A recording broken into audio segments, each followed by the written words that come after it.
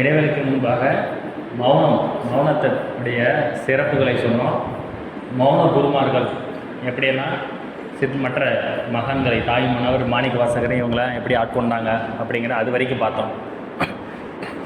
இப்பொழுது முழுக்க முழுக்க மௌனத்திலேயே வாழ்ந்த ஒரு சில சித்தர்களை பற்றி பார்ப்போம். அதில் ஒருத்தர் தான் சதாசிவ பிரம்மேந்திரர்.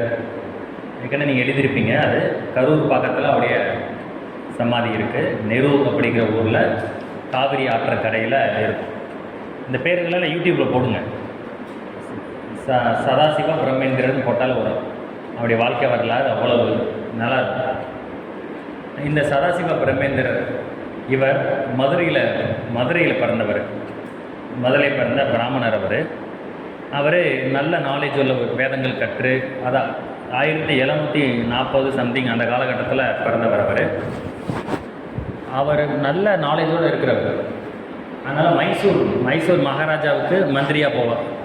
இவர் நாலேஜை கேள்விப்பட்டு மைசூர் மகாராஜாவே அவரை கூப்பிட்டு தன்னுடைய மந்திரியாக தனக்கு கீழே வச்சுக்குவார். அந்தளவுக்கு அப்போ அந்தளவுக்கு ரீச் ஆகியிருக்கிறார். மதுரையில் இருந்தவர். இவருடைய பெயர் மைசூர் வரைக்கும் ரீச் ஆகி அங்கே அவ்வளோ சிறப்பாக உயர்வாக இருந்தவர்.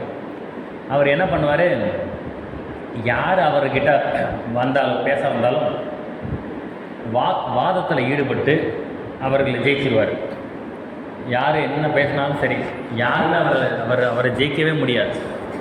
யார் அவர்கிட்ட பேச்சு கொடுத்தாலும் அவங்க நோஸ் கட் ஆகி தான் போகணும். அந்தளவுக்கு என்ன பேசினாலும் உங்களை மடக்கிடுவார். என்ன பேசினாலும் மடக்கி அவங்களோட வாயை அடைச்சிருவார். ஸோ அவர் ஒரு வாதத்தில் அவ்வளோ திறமை வந்து அறிவு இருக்குது, படிப்பு இருக்குது, அறிவு இருக்குது, ஆற்றல் இருக்குது. அதனால் யார் வந்தாலும் அவர்கள் வாதத்தில் மடக்கிடுவார். இவர் இப்படி ரொம்ப வாதத்தில் எல்லாரையும் அடக்கிறாரு அப்படிங்கிற அந்த தகவல் அவருடைய குருவுக்கு போகுது. அவருடைய குரு பேர் பரமசிவேந்திர சுவாமிகள் அப்படின்னு. இவர் சதாசிவம், இவர் பேர் சதாசிவ, அவர் பேர் பரமசிவேந்திர சுவாமிகள் அப்படின்னு வரும். நீங்கள் அவருடைய வாழ்க்கை வரலாறு போட்டிங்கன்னா வரும். கூகுளில் அவர் பேர் போட்டாலும் விக்கிபீடியாவில் இதெல்லாம் வரும். அவருடைய குரு பரமசிவேந்திர சுவாமிகளுக்கு இந்த தகவல் போகுது. அப்போது அவர் சீடனை பார்க்குறதுக்கு மைசூருக்கே போகிறார். மைசூருக்கு போய் அவர் பார்த்து குருவை பார்த்தோன்னா அவருக்கு மற்றவங்கள விட குருவை மதிப்பாங்க இல்லையா, குருவை பார்த்து வணங்கி காலில் விழுந்து.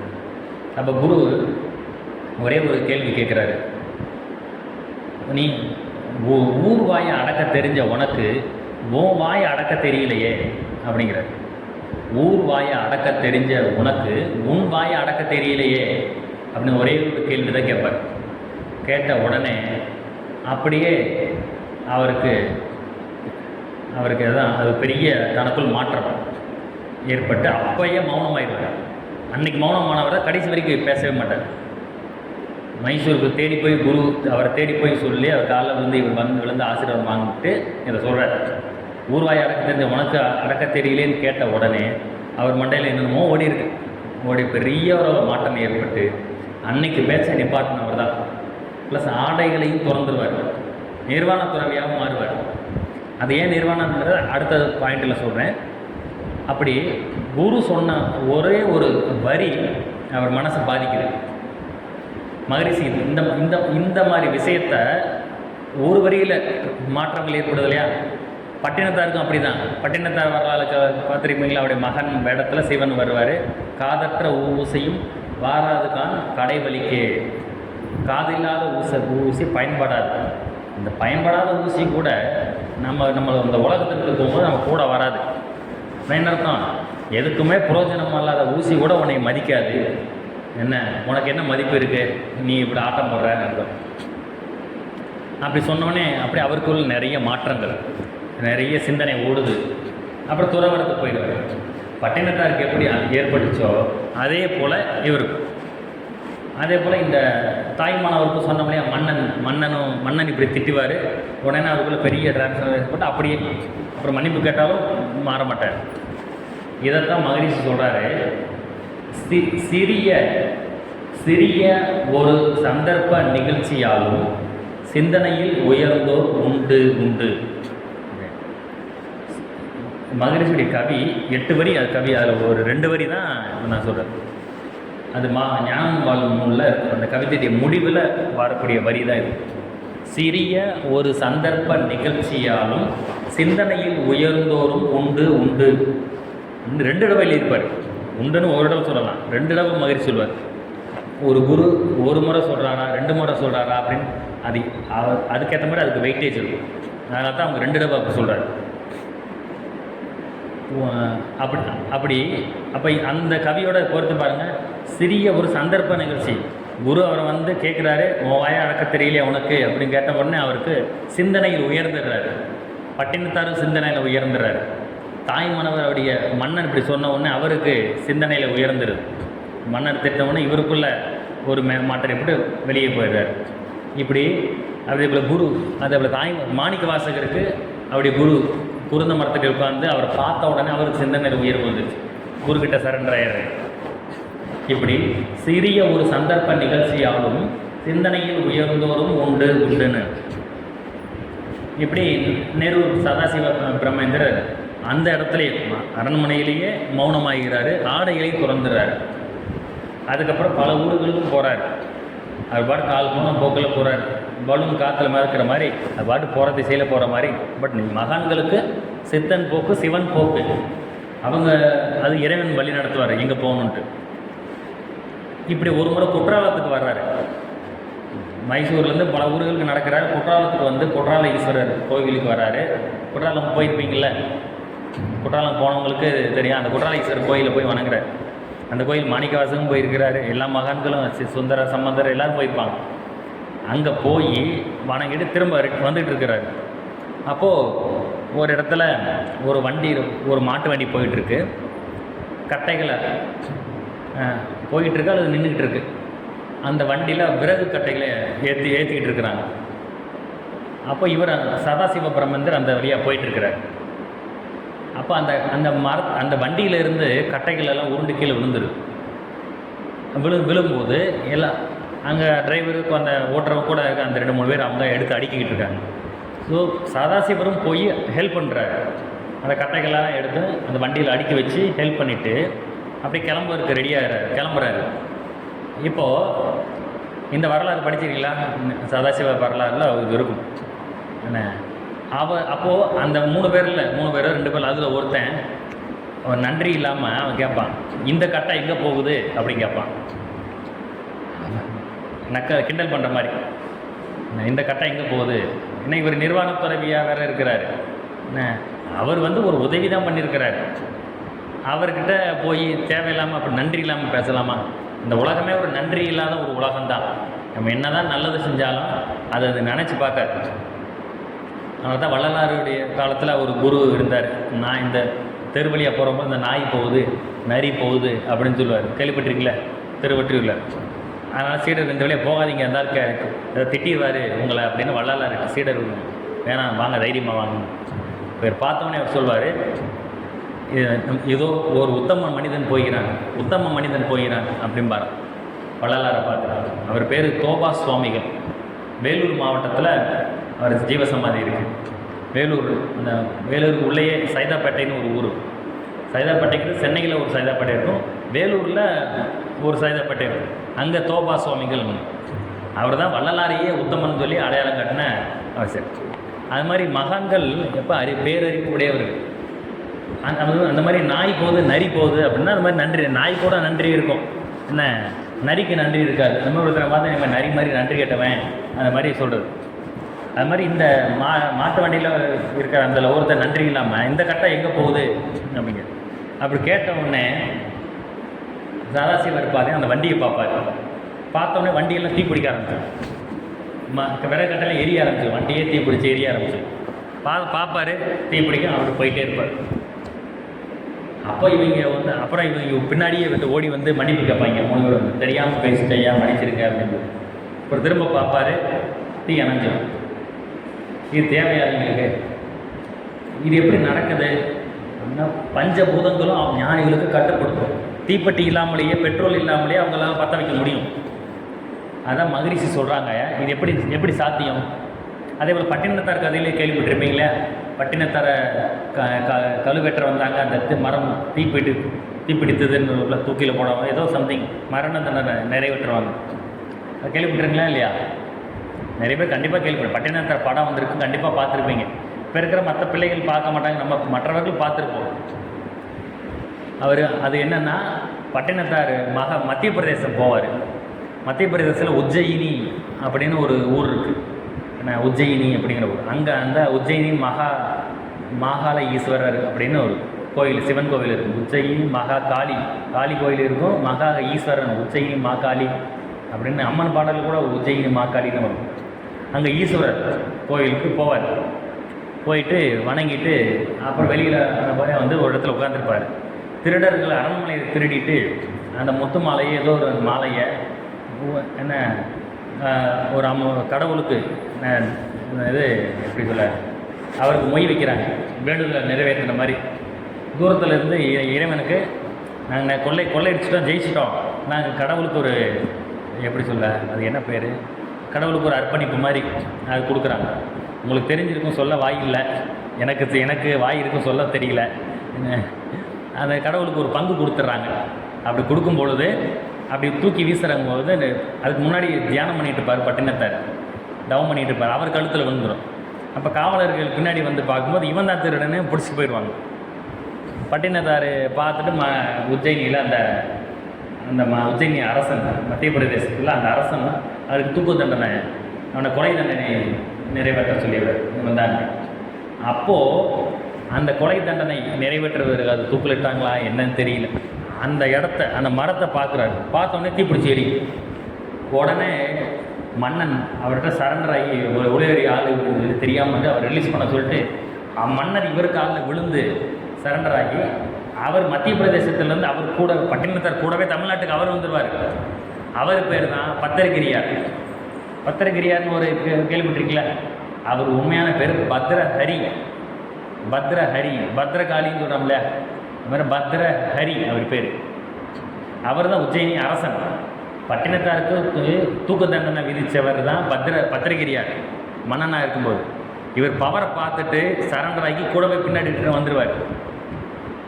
அந்த தனக்கு கொலை தண்டனை நிறைவேற்ற போகிறாங்க அப்படின்னு தெரிஞ்சு அப்போ ஒரு கவி பாடுவார் பட்டினத்தார்.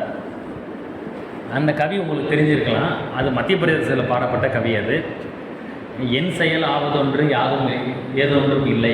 படிச்சிங்களா? என் செயல் ஆவதொன்று ஏதும் இல்லை, இனி தெய்வமே உன் செயலே, இனி தெய்வமே எல்லாம் உன் செயலை என்று உணரப்பெற்றேன்.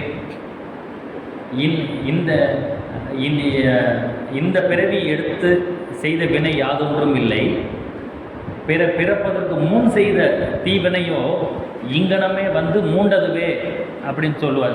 சொல்லி முடிப்பார், தீ பிடிச்சி எரியும். அப்பா அவர் சொல்ல, நான் வந்து நிர்கதியாக இருக்கிறேன், என்னை கொல்ல போகிறாங்க, என் செயல் ஆகுதுன்னு ஒன்றுமே இல்லை, நான் இனி உதயமே உன் செயல் தான், நான் பிறந்த பிறகு எந்த பாவமும் செய்யலை, அந்த பிறக்கிறதுக்கு முன்னாடி செஞ்ச அப்பா அம்மா கொடுத்த இந்த கர்ம வினைகள் ஏதோ ஒன்று இருக்குது, அதுதான் இப்படி வந்து மூழுதுன்னு சொல்லி பாட்டு முடிக்க உடனே தீ பிடிச்சி ஏறி. அப்போ ஆனால் அந்த நெருப்பு எதை குறிக்குதுன்னா, நமக்கு உள்ளே இருக்கக்கூடிய நெருப்பு, அந்த பாவப்பதிவுங்கிற நெருப்பை தான் அந்த நெருப்பாக அவர் கவி எழுதுகிறார்.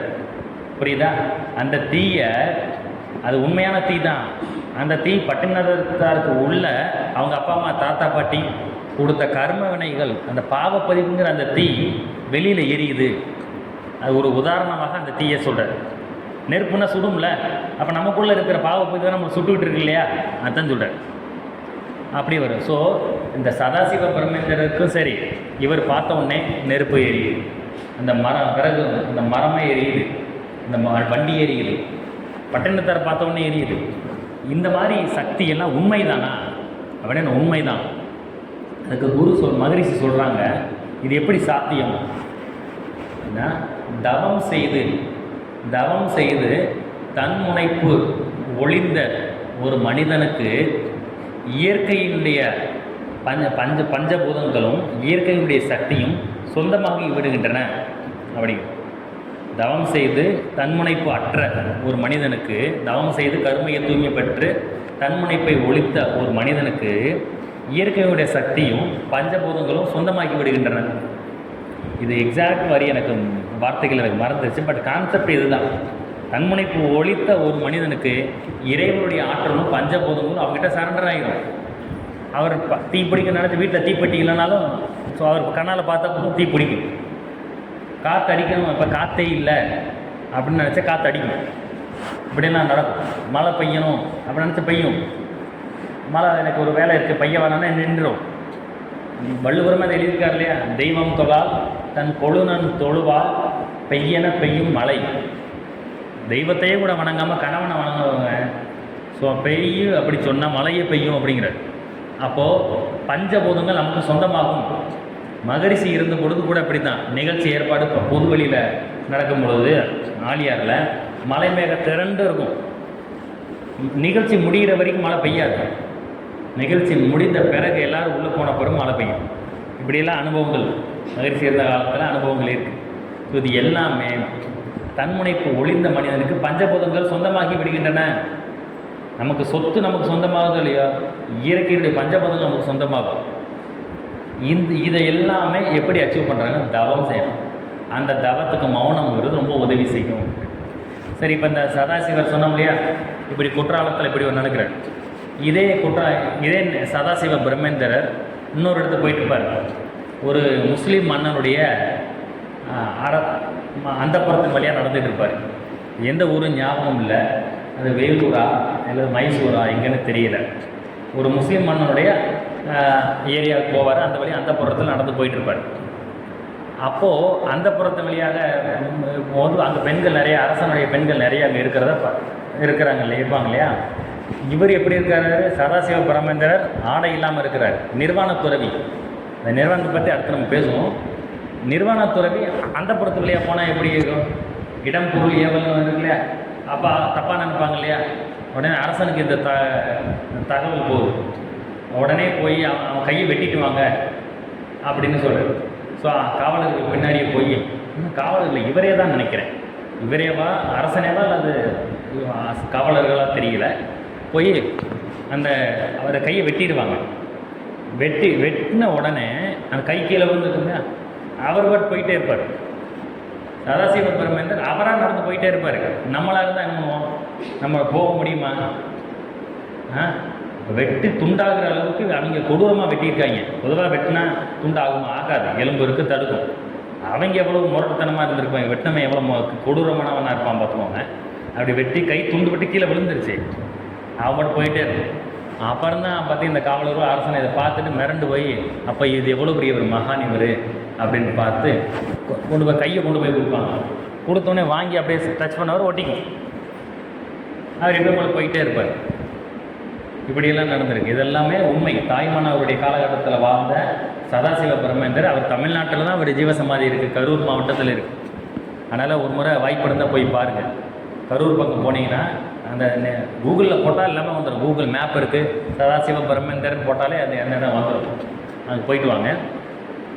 அதே போல் அந்த ஏற்கனவே துறவி ஒருத்தர் சொன்னோமா, அவர் பேர் என்ன, தத்தாத்திரேயர். வட இந்தியாவில் தத்தாத்திரேயர், அவருடைய பேரில் தான் தத்தகிரி அப்படிங்கிற அந்த ஒரு கோயில் சொன்னோம் இல்லையா, இந்த ஊர், இந்த மலை கோயில் சேர்ந்த கொல்லிமலை அடிவாரத்தில் சேந்தமங்கலம் ஒரு ஊருக்கு பக்கத்தில் தத்தகிரி.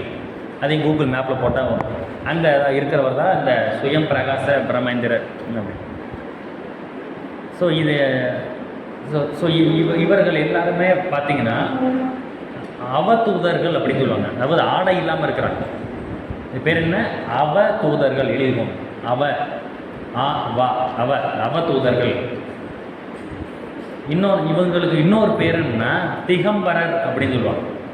திகம்பரர், அதாவது இவர்களுக்கு துணி கிடையாது, திசையையே தன்னுடைய ஆடையாக உடுத்தக்கூடியவர்கள். அதான் திக்குன்னா திசை. அதான் திகம்பரர் அப்படின்னா திக்குகளை தன் உடையாக, திக்கு திசை தெரியலன்னு சொல்கிறோம் இல்லையா. திக்கு என்றால் திசை என்றால் ஒன்று தான்.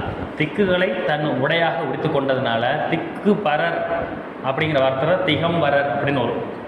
ஸோ திகம்பரர் ப்ளஸ் அவதூதர்கள் அப்படின்னு நிர்வாண துறவிகளுக்கு பேர். இப்போ இந்த இடத்துல தான் ஒரு முக்கியமான ஒரு விஷயம். ஏற்கனவே சொன்ன மாதிரி முழுக்க மௌனமாக வாழ்நாள் முழுக்க மௌனமாக இருக்கிற குருமார்கள் பூரா ஆடையை திறந்துடுறாங்க. இப்போ நம்ம சொன்ன சுவாமிகள் எல்லாமே நெரூர்பார், சதாசிவ பிரமேந்திரர், இவங்கெல்லாம் பேச்சை நிப்பாட்டுற அந்த செகண்ட் பேச்சை நிப்பாட்டிட்டாங்க. இவங்க போகிறாங்க, பேச்சையும் நிப்பாட்டுறாங்க, ஆடையும் நிப்பாட்டுறாங்க. இது ஏன் அப்படின்னு யாருக்குமே தெரியாது, எனக்கும் தெரியாது. இது பிரம்ம ரகசியம். நம்முடைய பார்வையில் என்ன அது அநாகரிகம், ஆனால் சித்தர்களுடைய பார்வையில் அது எதுவும் உயர்ந்த நாகரிகமாக இருக்குது. ஏற்கனவே சொன்னோம்ல, கேவலம்னா என்ன, கேவலமான அப்படின்னு சொன்ன, கேவலமானனா உயர்ந்தன்னு அர்த்தம், கேவல பொருளாகிய இறைவன் அப்படின்னு. அகோரமான அப்படின்னு, அகோரம்னா என்ன, அழகானன்னு அர்த்தம். ஆனால் நம்ம தலைகளாக தானே யூஸ் பண்ணுறோம். அதே போல் இந்த விஞ்ஞானம் வளர்ந்த இந்த காலகட்டத்தில் அப்படி ஆடைகளை துறக்கணுமா அப்படின்னா, இப்பயுமே நமக்கு தெரியாமல் காடுகளையோ மலைகள்லையோ இருக்கலாம், சித்தர்கள் இருப்பாங்க. ஆனால் நம்ம கண்ணுக்கு தெரிய மாட்டாங்க, அவங்க இருப்பாங்க.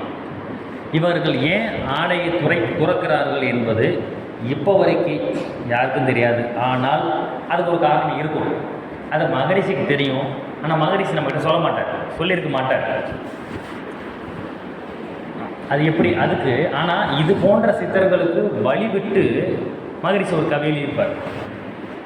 தாய்மானவர் இதே போல் ஒரு கவி எழுதியிருப்பார். அதை சொல்கிறேன். பாலர் பேயர் பித்தர் பான்மையென நிற்பதுவே சீலமிகு ஞானியர்த்தம் செய்கை பராபரமே. சித்தர்கள் எப்படி இருப்பாங்கன்னா, பாலனாக இருப்பாங்க. குழந்தைகள் துணி விடுத்திருக்கா குழந்தை பிறக்கும் பொழுது, இல்லை இல்லையா, இது போன்ற துணி இல்லாமல் இருப்பாங்க பாலர். பேயர்னா கணக்கம்பட்டி சுவாமிகள் ஒருத்தர் இருக்கிறார், பழனி பக்கத்தில். போயிருக்கீங்களா? பூரா சர மாதிரி கெட்ட வார்த்தை பேசுவார். நமக்கு என்ன, சாதாரண குடிகாரன் கூட இப்படி பேச மாட்டான், சாதாரண சண்டை போடுறவங்க கூட அவர் பேச மாட்டான். சரி கெட்ட வார்த்தை பேசுவார். வாயில் வர்றது பூரா கெட்ட வார்த்தையே தான் வரும். ஆனால் அவர்கிட்ட பார்த்தீங்கன்னா அவ்வளோ சீடர்கள் இருப்பாங்க. இப்போயுமே அவர் நிறைய அற்புதங்கள் பண்ணுறாரு. அது எல்லாமே கெட்ட வார்த்தை, எல்லாமே உயர்ந்த வார்த்தைகள். நம்முடைய பாவ பதிவுகளை போக்குறாரு. அவர் திட்டுவது நம்ம இல்லை, நமக்குள்ளே இருக்கிற நெருப்பு, பாவப்பதிவுகளை கெட்ட வார்த்தைகள் சொல்லி போக்குறாரு, நமக்கு ஆசீர்வாதத்தை கொடுக்குறாரு. அப்போ அந்த உண்மையை உணர்ந்தனால தான் அவர் பின்னாடி போகிறாங்க. புரியுதா? அப்போ வெளிப்படையாக மேலோட்டமாக பார்க்காம உள்ள அர்த்தம் என்ன இது, அது அப்போ கேவலமான அகோரமான அப்படிங்கிறதுக்கு உள்ள அர்த்தம் என்ன அது தெரிகிறதில்ல. அதே போல் ஞானிகள் கெட்ட வார்த்தை பேசினாலும் சரி, அவர் அதுக்கு உள்ள அர்த்தம் நமக்கு தெரிகிறதில்ல. அதான் பேய் மாதிரி. பேய்க்கு என்ன கட்டுப்பாடு இருக்கும்? கட்டுப்பாடே இருக்காது. பேய் பற்றி நேற்று விரிவாக பார்த்தோம், அது வேறு விஷயம். பொதுவாக கதைப்படி சொல்லும். அப்போ ஞானிகள் குழந்தை போன்று ஆடை இல்லாமல் இருப்பார்கள். சதாசிவ பிரமேந்திரர் மாதிரி, தத்தாத்திரேயர் மாதிரி இப்படியெல்லாம் இருப்பாங்க. பேய் மாதிரி கணக்கம்பட்டி சுவாமிகள் மாதிரி இப்படி ஆடை இல்லாமல் இருப்பாங்க. அதே போல் கசமனம்பட்டி மௌனகுரு சுவாமிகளும் ஒருத்தர் இருக்கிறார், திண்டுக்கல் மாவட்டத்தில். அதையும் பேர் எழுதிக்கோங்க, யூடியூப்பில் பாருங்கள். அவர் மிகப்பெரிய சித்தர். அவர் அதை கசவனம்பட்டி மௌனகுரு சுவாமிகள் அப்படின்னு அவர் நிர்வாண துறவி தான். திண்டுக்கல் மாவட்டத்தில் கன்னிவாடி அப்படின்னு ஒரு இடம் இருக்குது. கன்னிவாடிங்கிற இடத்துக்கு பக்கத்தில் இந்த கசவனம்பட்டி மௌனகுரு சுவாமிகள் அவருடைய சமாதி இருக்குது. ஸோ பாலர், பேயர், அடுத்து பித்தர் அப்படின்னா பைத்தியக்காரன். பைத்தியம் மாதிரி சில சித்தர்கள் இருப்பாங்க. பாரதியார் பாண்டிச்சேரியில் போய் தலைமறைவாக வந்தார் பிரிட்டிஷ் ஆட்சி காலத்தில். அவங்க அது ஃப்ரான்ஸ் கண்ட்ரோலில் பாண்டிச்சேரி இருந்தப்போ பிரிட்டிஷ்காரங்க தேர்னா அங்கே போயிருப்பார். அப்போது பாண்டிச்சேரியில் இருந்தபொழுது ஒரு குள்ளச்சாமி அப்படின்னு ஒரு சித்தர், பாரதியாரே ஒரு சித்தர் தான். அந்த குள்ளச்சாமி தான் தீட்சை கொடுப்பார் அவருக்கு.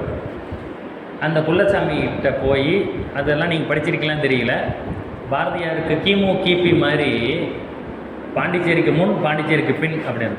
பாண்டிச்சேரிக்கு முன்னாடி வரைக்கும் தான் விடுதலை போராட்ட கவிதைகள் எழுதும். போயிட்டு வந்த பிறகு எதுவும் எழுத மாட்டார், விடுதலை போராட்டத்தில் ஈடுபடவும் மாட்டார். வந்து ஆன்மீக கவிகளை தான் எழுதியிருப்பார். பராசக்தி அது இன்னும் ஆன்மீகமாக தான் எழுதியிருப்பார், விடுதலைக்கு எழுதவே மாட்டார்.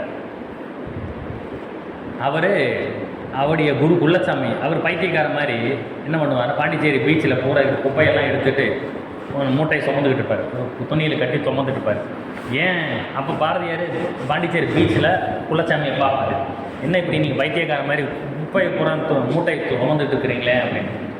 உடனே குள்ளச்சாமி சொல்வார், அந்த மூட்டையை கீழே போட்டுட்டு, நீ பாரு ஏன் மூட்டைக்கு நான் கீழே போட்டுட்டேன், ஓன் மூட்டையை நீ எப்போ கீழே போட போகிற அப்படின்பார். ஓன் மூட்டையை நீ எப்போ கீழே போட போகிறேன்னு கேட்பார். உடனே பாரதியாருக்குள்ள அந்த சிந்தனை மாற்றம் வரும். அப்போ ஒரு கவி சொன்னோம்ல, மகரிஷி கவி என்ன கவி சொன்னால், சிறிய ஒரு சந்தர்ப்ப நிகழ்ச்சியாலும் சிந்தனையில் உயர்ந்தோறும் உண்டு உண்டு சொன்னோமா.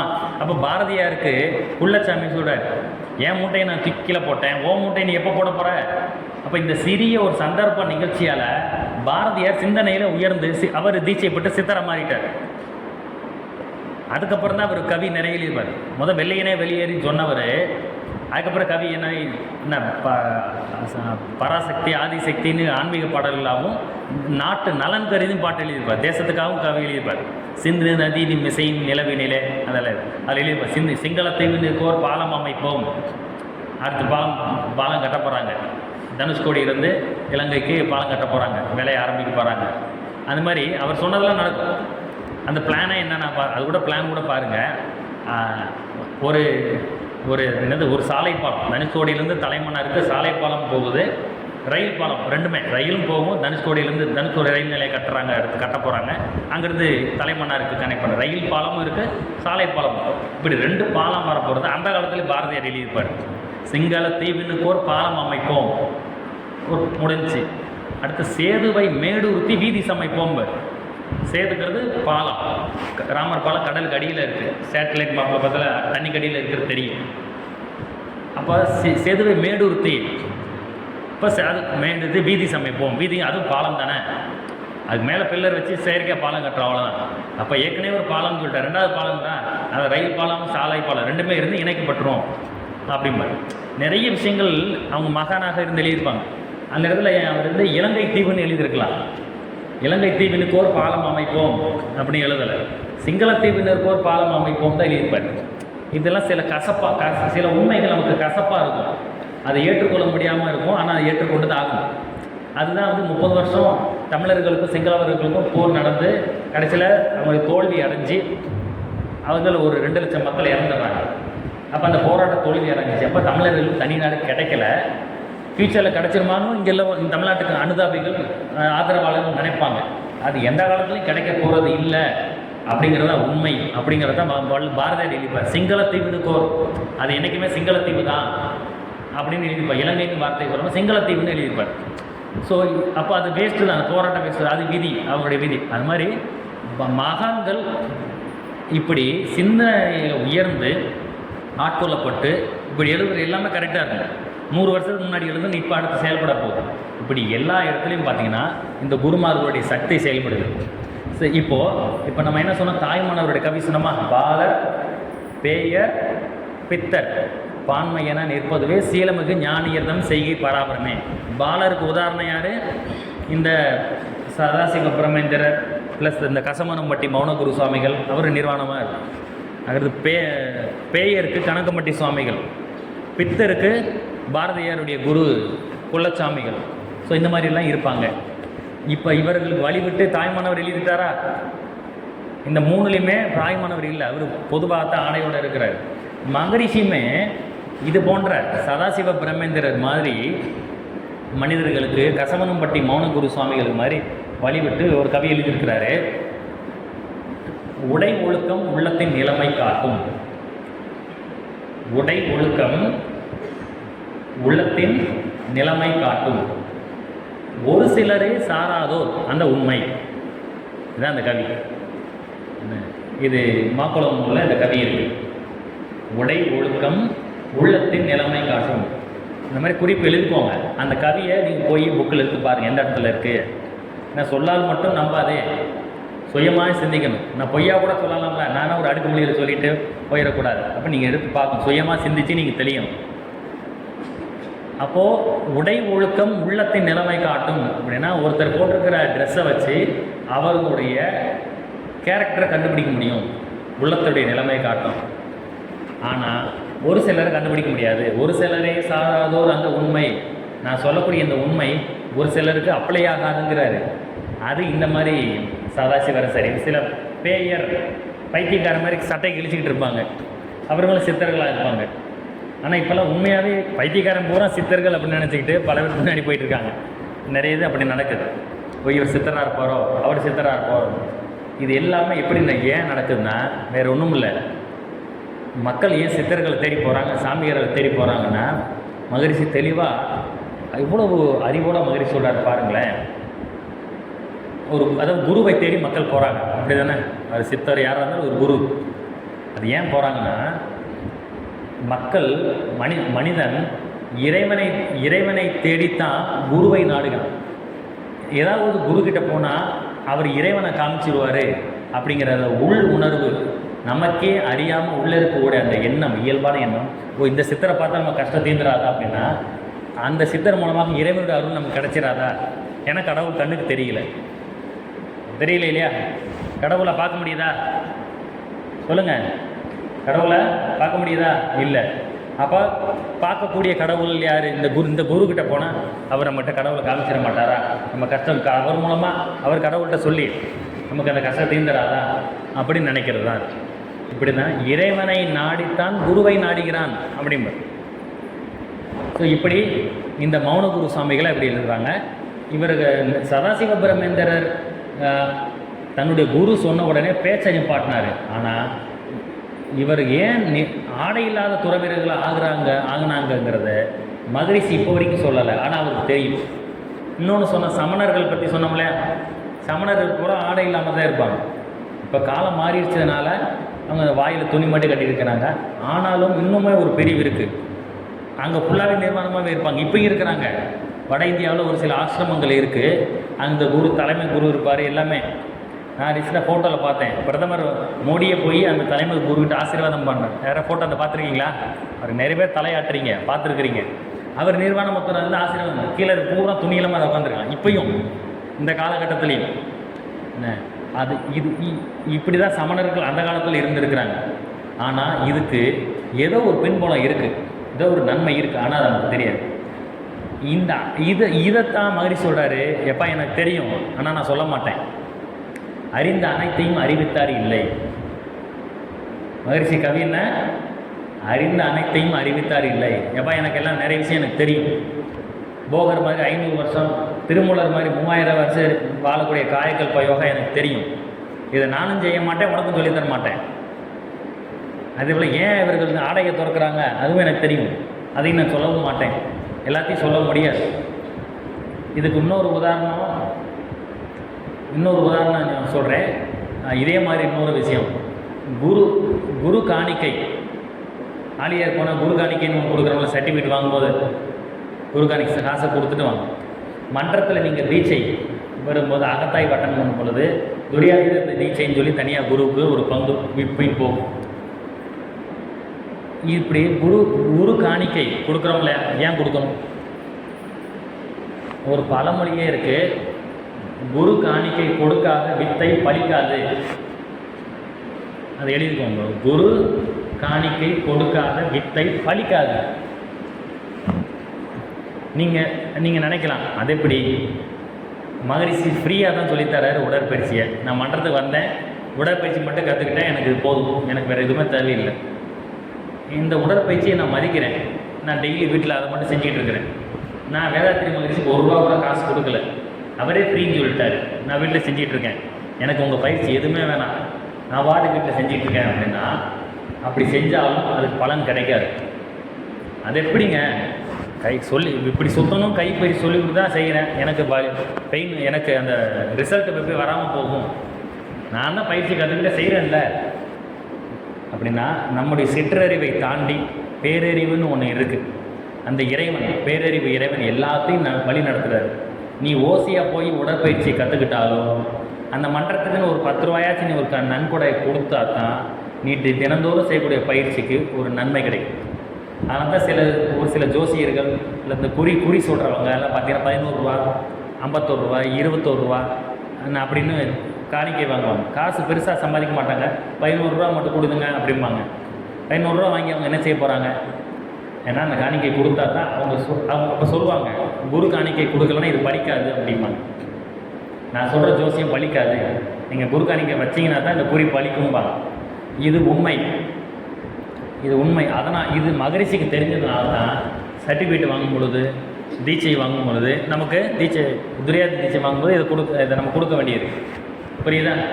அதனால் குரு காணிக்கை கொடுக்காத வித்தை பலிக்காது. இதை வார்த்தைகளால் நிரூபிக்க முடியாது. அதே போல் தான் சதாசிவ பிரம்மந்தர் ஆடையை துறப்பதும் வார்த்தைகளால் நிரூபிக்க முடியாது. ஆனால் இருக்குது உண்மை. இது ஊமை கண்ட கனவு போல் வெளியில் சொல்ல முடியாது. அடுத்து இன்னொரு உதாரணமும் சொல்கிறேன். இப்போ குரு காணிக்கை பற்றி சொன்னோமா, இதையே யார் நம்ம வள்ளலார் எழுதியிருப்பார். வள்ளலாருடைய பாடலை யாரும் படிச்சிருக்கீங்களா? ஆமாம். குருவை வணங்க கூசி நின்றேனா, அடுத்து குருவின் காணிக்கை கொடுக்க மறந்தேனா அப்படின்னுப்பார். அவர் மொத்தம் 44 பாவங்கள் எழுதியிருப்பார். 44 பாவங்கள் எழுதியிருப்பார். அதில் அந்த நூலுக்கு பேர் என்னென்னா மனுமுறை கண்ட வாசகம். அதை நீங்கள் எழுதிக்கோங்க. அப்புறமா கூகுளில் சர்ச் பண்ணுங்கள். கூகுளில் போட்டிங்கன்னா அந்த பிடிஎஃப் வரும். அதில் 44 பாவங்கள் லிஸ்ட்டில் வரும். அது லிஸ்ட்டு போட்டு என்ன பாவம் செய்தேனோ இன்னதென்று அறியேனேன்னு இருப்பார். அதில் எடுத்த உடனே பார்த்தீங்கன்னா எழுதியிருப்பார், நல்லோர் மனதை நடுங்க செய்தேனா. அதை நிறைய நீங்கள் படிக்க படிக்க அப்படியே உங்களுக்கு மனசே ரொம்ப கஷ்டமாக இருக்கும், அதிர்ச்சியாகவும் இருக்கும். அதை கடைசியில் குரு காணிக்கை பற்றி ஏன்னா சொல்லியிருப்பார், நல்லோர் மனதை நடுங்க செய்தேனா. வேறு யாரும் பார்த்து படிச்சிருக்கீங்களா? அதை வேறு யாரும் படிச்சிருக்கீங்களா? நீங்கள் படிச்சிருக்கீங்களா? இல்லை, இதை மிஸ் பண்ணிட்டீங்க. கண்டிப்பாக படித்து அப்டேட் ஆகுங்க. அடுத்த கிளாஸில் நீங்கள் இதுக்கும் சேர்த்து தலையாட்டணும் நீங்கள். ஸோ குரு அதில் நல்லோர் மனதை நடுங்க செய்தானா, இதை கேட்கும்போது நமக்கு நடுக்கமாக இருக்குது. அடுத்தது நட்டாற்றில் கையை நழுவ விட்டேனா. நல்லோர் மனதை நடுங்க செய்தானா, நட்டாற்றில் கையை நழுவ விட்டேனா, வலிய வழக்கிட்டு மானம் கெடுத்தேனா. அது ரெடியாக இருக்கா? வலிய வழக்கிட்டு மானம் கெடுத்தேனா, வரவு போக்கு ஒளிய வழியை அடைத்தேனா. இது ஏன் எங்கள் பாருங்க இது அப்படின்னு சொல்லி வேலியை போட்டுறாங்கல்ல, இந்த வழியாக போகாதீங்கன்ட்டு வழி அடைக்கும். அது மாதிரி வழியை வழக்கிட்டு மானம் கெடுத்தேனா, வரவு போக்கு ஒளிய வழி அடைத்தேனா. அதுக்கடுத்து இன்னும் நிறைய சுவாரஸ்யமாகவும் சொல்லியிருப்பாரு. கல்லும் நெல்லும் கலந்து விட்டுறேனா. எப்படி கல்லும் நெல்லும் கலந்து விட்டுறேனா? ஒரு முறை நெல்லில் ஒரு படி கல்லை சேர்த்து, ஒரு கிலோ கல்லை சேர்த்தா ஒரு வெயிட்டு போடும்ல. கல்லும் நெல்லும் கலந்து விட்டுறேனா. களவு செய்வோருக்கு உழவு சொன்னேனா. எப்படி எவ்வளோ அழகாக எழுதியிருக்கேன் பாருங்க. களவு செய்வோருக்கு உழவு சொன்னேனா. இந்த வீட்டில் வீட்டு கூட்டிகிட்டு போயிட்டாங்க, நீ வந்து கொள்ளையடி அப்படின்னு அவனுக்கு உழவு சொன்னேனா அப்படிம்பாரு. அதுக்கடுத்து காவல் கொண்டிருந்தே கண்ணியை அழித்தேனா. ஒரு வீட்டில் ஒரு பொண்ணு நம்மளாம் போய் ஒப்படைச்சிட்டு போகிறாங்க, அவனுக்கு தான்ப்பா அவன் பொறுப்பாக ஒப்படைச்சிட்டு போகிறாங்க. அவன் போய் அந்த பிள்ளையை ரேப் பண்ணால் எப்படி இருக்கும்? அது எவ்வளோ பெரிய பாவம். காவல் கொண்டிருந்தே கண்ணியை அழித்தேனா. என்ன அதுக்கடுத்து கர்ப்பம் அழித்து கழித்திருந்தேனா. அபார்ஷன் பண்ணி கலைச்சி விட்டானா அப்படிங்கிறார். அது ஒரு பாவ பதிவுங்கிறார். அதுக்கடுத்து வெயிலுக்கு ஒதுங்கும் விருட்சத்தை அழித்தேனா. ஒரு மரம் இருக்குது, எல்லோரும் வெயிலுக்கு ஒதுங்குறான், அது வேணும்னே அது ஏன் நிலத்தில் இருக்குது, நான் போய் வெட்டு எவனுங்க வந்து நிற்கக்கூடாதுங்கிற விட்டால் எப்படி இருக்குது? அந்த மக்கள் மனசு வருத்தப்படுவாங்களா, அந்த வருத்தம், அந்த அலைகள் வந்து நமக்கு பாதிக்கும். வெயிலுக்கு ஒதுங்கும் விருட்சத்தை அழித்தேனா. அடுத்து வேலையிட்டு கூலியை குறைத்தேனா. வேலை அதிகமாக வாங்கி கூலியை குறைச்சேனா. எல்லா இடத்துலையும் அதான் நடக்குது, எல்லா கம்பெனியில் அதானே செய்கிறாங்க. வேலையிட்டு கூலியை குறைத்தேனா. அதுக்கடுத்து குடிக்கின்ற நீர் உள்ள குளத்தினை தூர்த்தேனா அப்படின்னு. ஊரே சென்று குடி தண்ணீருக்காக அதை பயன்படுத்துது. அந்த தண்ணியை நான் அதில் போய் தூர இது பண்ணனா, தூர்த்தேனா அப்படின்னா அதாவது கசடுகளை கொண்டு போய் போடுறது. அப்போ குடிக்கின்ற நீர் உள்ள குளத்தினை தூர்த்தேனா. அதுக்கடுத்து தவம் செய்வோரை தாழ்வு சொன்னேனா. இந்த இடத்துல தாங்க நீங்கள் கொஞ்சம் ஆறுதல் அடைஞ்சிக்கலாம். நம்மளாம் தவம் செய்கிறோம், யாராச்சும் நம்மளை பார்த்து கிண்டல் பண்ணானா, நீ என்னையா வேதாத்திரி மகிழ்ச்சி மட்டத்தை போய் தவம் பண்ணி என்ன பார்க்க போய் சும்மா கண்ணை மூடி தூங்கிட்டு தானே வந்திருப்ப, நீ என்ன தவம் செஞ்சுருப்ப, தூங்கியிருப்ப, அதெல்லாம் சும்மா நல்லது நடிச்சுக்கிட்டு இருப்ப அப்படின்னு கிண்டல் பண்ணுறாங்க. சீரியஸாகவோ அல்லது விளையாட்டுக்கோ கிண்டல் பண்ணுறாங்க. இது பாவப்பதிவு அவங்களுக்கு. குரு அதாவது தவம் செய்வோரை தாழ்வு சொன்னேன்னா, எப்பயுமே தவம் செய்வோரை தாழ்வு செய்யக்கூடாது. இது மற்றவங்க நமக்கு சொல்லும்போது. இன்னொன்று ஞாபகத்தில் வச்சுக்கோங்க, நாம் மற்றவங்க சொல்லிடக்கூடாது. ஃபார் எக்ஸாம்பிள் ஒருத்தர் ஈஷா யோகாவில் இருக்கிறார், அவர்கிட்ட போய் அதெல்லாம் என்னப்பா வேஸ்ட்டு அப்படின்னு போய் அப்படி சொல்லக்கூடாது. ஒருத்தர் வாழும் கலையில் இருக்கார், ரவிசங்கர்ஜி ஆர்கனைசேஷன், அவங்க போய் இருக்கிறாரு, அது பிரம்மகுமாரிகள் அமைப்பு இருக்குது, அங்கே போய் தியானம் பண்ணிடு, அவங்க போய் இதெல்லாம் வேஸ்ட்டுப்பா, எங்கே தான் பெஸ்ட்டு அப்படின்னு சொல்லி அதை குறை சொல்லி இதை சொல்லக்கூடாது. ஏன்னா அவர்களும் தவம் தான் செய்கிறாங்க, மற்றவங்கள விட அவங்க பரவாயில்ல தானே. எல்லாம் ஒயின் ஷாப்புக்கு போயிட்டுருக்கான், எல்லோரும் ஒயின் ஷாப்பை தேடி போயிட்டுருக்கான், எல்லாம் சினிமாவை தேடி போயிட்டு இருக்கிறதால அவங்க போய் பிரம்மகுமாரிகள் அமைப்பில் போய் ஒரு தவம் பண்ணிகிட்டு இருக்கிறாங்க. அப்போ பரவாயில்ல தானே, அது பெட்டர் தானே. நம்ம பெஸ்ட்டுங்கிறது நமக்கு தெரியும். அவன் பெட்டராக இருக்கிறான், மற்றவனோட ரோட்டில் போகிறவனோட அவன் பெட்டராக இருக்கான். எப்பா நீ இருந்துக்கோ, உனக்கு விருப்பம் தான் நீ வா, மற்றபடி அதுவும் நல்ல வழி தான் அப்படின்னு தான் சொல்லணும். தவிர எங்கள் குரு தான் பெருசு, இது தாழ்வு அப்படின்னு சொல்லிடக்கூடாது. ஏன்னா அவனும் ஒரு வகையில் தவம் செய்கிறான். அப்படி சொன்னால் நமக்கு பாகுபதிவாகும். அதுக்கடுத்து நிறைய எழுதிப்பார் அதில் இன்னும் ஒரு பார்த்தீங்கன்னா, தந்தை தாய்மொழியை தள்ளி நடந்தேனா, அப்பா அம்மா பேச்சை கேட்காம நான் தெரிஞ்சேனா, அது எல்லோரும் தெரிஞ்சிருப்போம், எல்லாருக்கும் அந்த அனுபவம் இருக்குது. ஏன்னா நம்ம வளரத்தான் நமக்கு அது தோணும். ப்ளஸ் நம்ம பிள்ளைகளுக்கு நம்ம அட்வைஸ் பண்ணும்பொழுது தான் நமக்கு அந்த கில்ட்டி கான்சியஸ் குற்ற உணர்வு சொல்லும். இதே அட்வைஸை தானே நம்ம பிள்ளைகளுக்கு நம்ம சொல்லிகிட்டு இருக்கோம், இதே அட்வைஸை தானே நம்ம அப்பா அம்மா சொன்னப்போ நம்ம கேட்டோமா அப்படின்னு நமக்கு உள்ளதான் தெரியும். நம்ம பிள்ளைக்கு தெரியாது, ஒய்ஃபுக்கும் தெரியாது, நமக்கு தெரியும். நம்ம அப்பா அம்மா இருந்தால் சொல்லுவாங்க, இல்லைன்னா பெரும்பாலும் சொல்ல வாய்ப்பில்லை, தெரியாது. நம்ம மனசாட்சிக்கு தெரியும். என்ன இன்னைக்கு உன் பிள்ளைக்கு நீ சொல்லத்தானே அன்றைக்கி நீ கேட்டியா, அவங்க அம்மா சொல்ல கேட்டியா அப்படின்னு இருக்கும். அந்த மாதிரி தந்தை தாய்மொழியை தள்ளி நடந்தேனா, அப்புறம் தவம் செய்வரை தாழ்வு சொன்னேனா அப்படின்னு வரும். சுத்த ஞானியரை தூஷணம் செய்தேனா, சுத்த ஞானிகளை தூஷணம்னா கெட்ட வார்த்தை பேசுறது, தூஷண வார்த்தைகள்னா அவசமான வார்த்தைகளை சொல்கிறது. சுத்த ஞானியரை தூஷணம் செய்தேனா, அடுத்து வரும் சிவனடியாரை சீறி வைத்தேனா, சிவனடியார்களை வையக்கூடாது. சிவனடியார்களை நீங்கள் நினைக்கலாம், கோயிலுக்கு முன்னாடி எல்லாம் காவி ட்ரெஸ்ஸை போட்டு பிச்சை எடுத்துருக்காங்க, அவெல்லாம் சிவனடியாரா அப்படின்னா, அவங்க நீங்கள் நல்லா கொஞ்சம் கவனித்து பார்த்தீங்கன்னா அவங்களே கெட்ட வார்த்தையெல்லாம் பேசுவாங்க. நானும் கவனிச்சிருக்கேன். நம்ம முன்னாடி போய் பிச்சை எடுத்துருமா, அது நம்ம இல்லாத நேரம் பார்த்து அவங்களுக்குள்ளே பேசுகிறதெல்லாம் காதில் கேட்டோன்னா ரொம்ப காது கருகிற அளவுக்குலாம் பேசுகிறதும் இருக்குது. ஆனாலும் அந்த உடைக்குன்னு ஒரு மதிப்பு உண்டான். சிவனடியார் அந்த வேஷத்துக்குன்னே ஒரு மதிப்பு இருக்குது.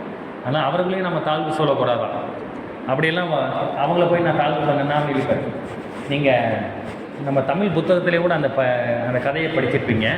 ஒருத்தர் சிவனடியார் வேடத்தில் வந்து அந்த அரசனை கொல்ல வருவார். அந்த மாற்று அரசன் அவனை போரில் ஜெயிக்க முடியல, பேர் மறந்துடுச்சு. அவர் அடியார், சிவனடியார். இந்த 63 நாயன்மார்கள் இருக்காங்க இல்லையா, கோயிலில் 63 நாயன்மார்களில் இவரும் இருப்பார்.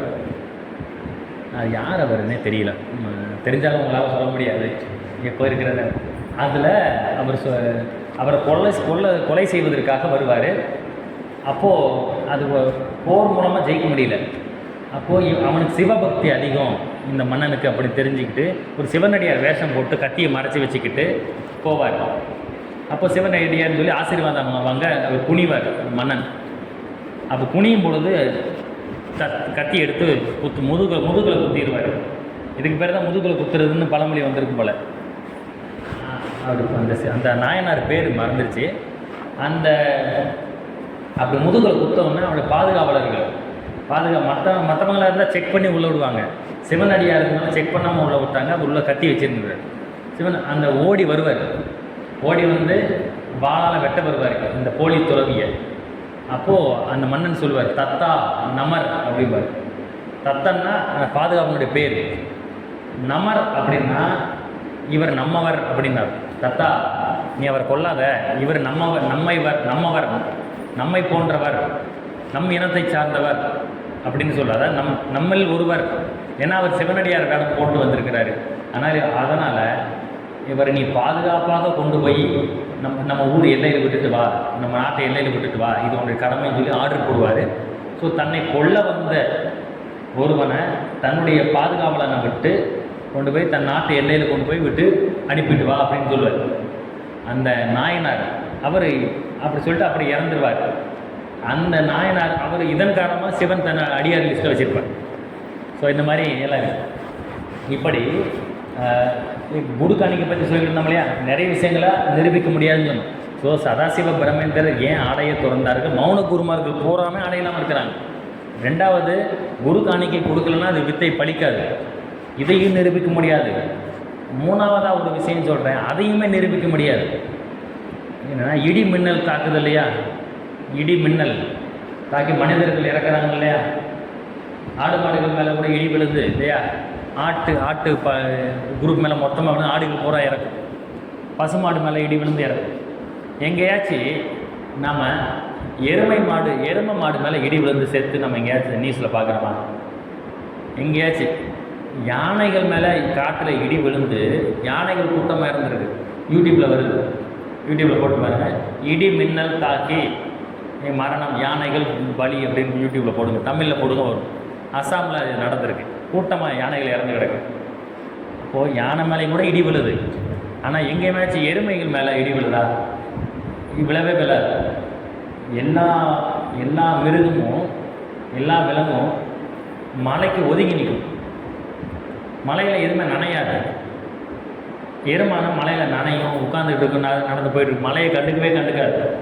அதான் பழமொழி, எருமை மாடு மேலே மழை பெஞ்ச மாதிரி கண்டுக்கவே மாட்டுற அப்படின்னு. அப்போது மலைக்கு ஒதுங்கி நிற்கிற பசுமாடு மேலே இடி விழுந்து சாகுது. ஆனால் மலையிலே நனைஞ்சு மலையிலே உட்காந்துக்கிட்டு இருக்கிற எருமை மேலே இடி விழாது, விழுவதே கிடையாது. இதை எப்படி நீங்கள் நிரூபிப்பீங்க? இதுக்கு ஹிஸ்ட்ரி தான் ப்ரூஃப். இதுக்கு என்ன ப்ரூஃபு?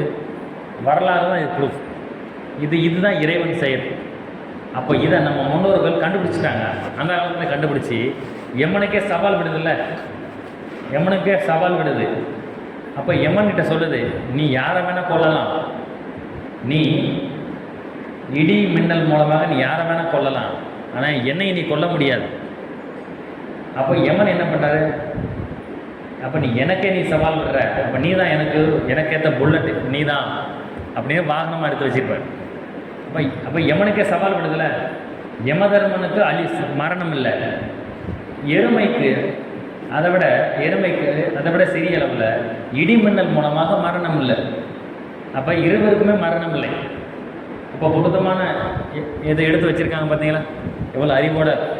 இன்னொன்று, எருமை மெதுவாக தான் நடந்து வரும், மற்ற அனிமல்ஸ் வேகமாக நடந்து வரும், இது மெதுவாக. அப்போ யமதர்மன் நம்மக்கிட்ட வந்தால் மெதுவாக தான் வருவார். அவர் மெதுவாக வருவார், ஆனால் கண்டிப்பாக வந்துடுவார். அப்போ நம்ம பறக்கும் பொழுதே யமன் வண்டியில் ஏறிட்டார், எருமையில் ஏறிட்டார். அவர் நம்மளை நோக்கி வந்துக்கிட்டே இருக்கிறாரு. என்ன நீங்கள் நம்ம ரிலாக்ஸ் ஆகுனா அவர் எருமையில் வர்றாரு. ஸோ அப்போ கண்டிப்பாக மெதுவாக தான் வருவார், ஆனால் வந்துடுவார்.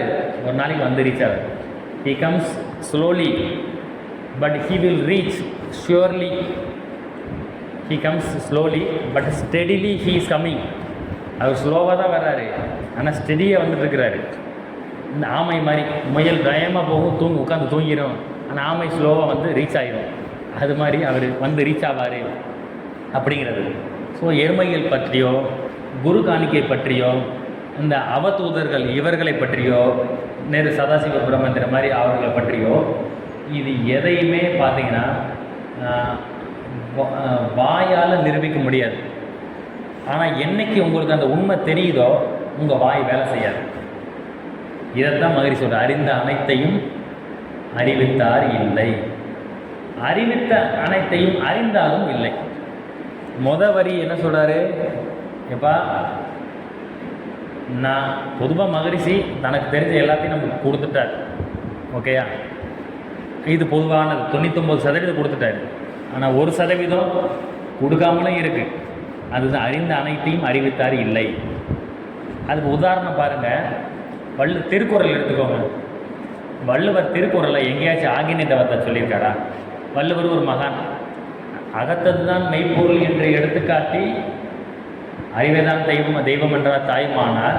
அகத்தது தான் மெய்ப்பொருள் என்று எடுத்துக்காட்டி அறிவதனை அறிவித்தார் திருவள்ளுவர். அறிவை அறிவித்தார் வள்ளுவர். எங்கேயாச்சும் வள்ளுவர் ஆகினை தவத்தை அறிவித்தாரா? துரியாதீத தவத்தை அறிவித்தாரா? பட்டினத்தார் பாட்டில் விசுத்தி பற்றி எழுதியிருக்க, விசுத்தி சக்கரத்தை பற்றி எழுதியிருக்கிறாரு. தாய்மானவர் பாடலில் துரியத்தை பற்றி எழுதியிருக்கிறார். துரியம் கடந்த ஒன்றே தூய வெளியாய் நின்ற பெரிய நிறைவே உன்னை நான் பெற்றிடவும் காண்பேனோ அப்படின்லாம் இருக்கும். பட்டினத்தார் வேறு இப்படி எழுதியிருப்பார். அப்போ தாய்மானவர் பட்டினத்தார் வள்ளலார் கூட எழுதியிருக்கார் இல்லையா?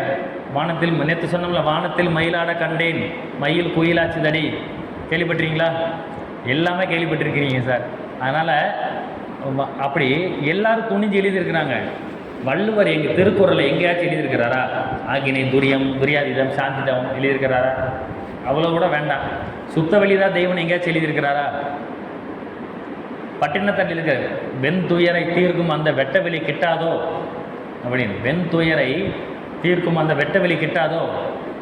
புதம்பை சித்தர் பாட்டு மகரிஷி சொல்கிறார்ல, எது? வெட்டவெளியே மெய்யென்று இருப்பவருக்கு பட்டயம் எதுக்கடி அப்படின்னு எழுதியிருப்பார். இப்படியாக எல்லா சித்தர்கள் எழுதும். வள்ளுவர் எந்த இடத்துலையும் எழுதவே இல்லை. இதைத்தான் மகரிஷி சொல்ல, அறிந்த அனைத்தையும் அறிவத்தார் இல்லை. எதையுமே சொல்லாத வள்ளுவர் பார்த்தீங்கன்னா என்ன, பெருமாளை பற்றி விஷ்ணுவை பற்றி எழுதியிருப்பார். நம்ம நினைக்கிற உலக பொதுமறை எல்லா சமயங்களுக்கும் பொதுவானது, ஆனால் பெருமாளை பற்றி எழுதியிருப்பார். தாமரை கண்ணான் உலகு அப்படி எழுதியிருப்பார். தாம் வீழ்வார் மென் தோல் துயிலினும் பெரிதோ தாமரை கண்ணான் உலகு அப்படின்னு இன்பத்து பால் எழுதியிருப்பார். அந்த கவியுடைய முடிவு தாமரை கண்ணன்னா பெருமாளை குறிக்கும். பெருமாளுடைய மணிப்புறகம் சொன்னோம்ல, எப்படி இருக்கும்? தாமரை போல.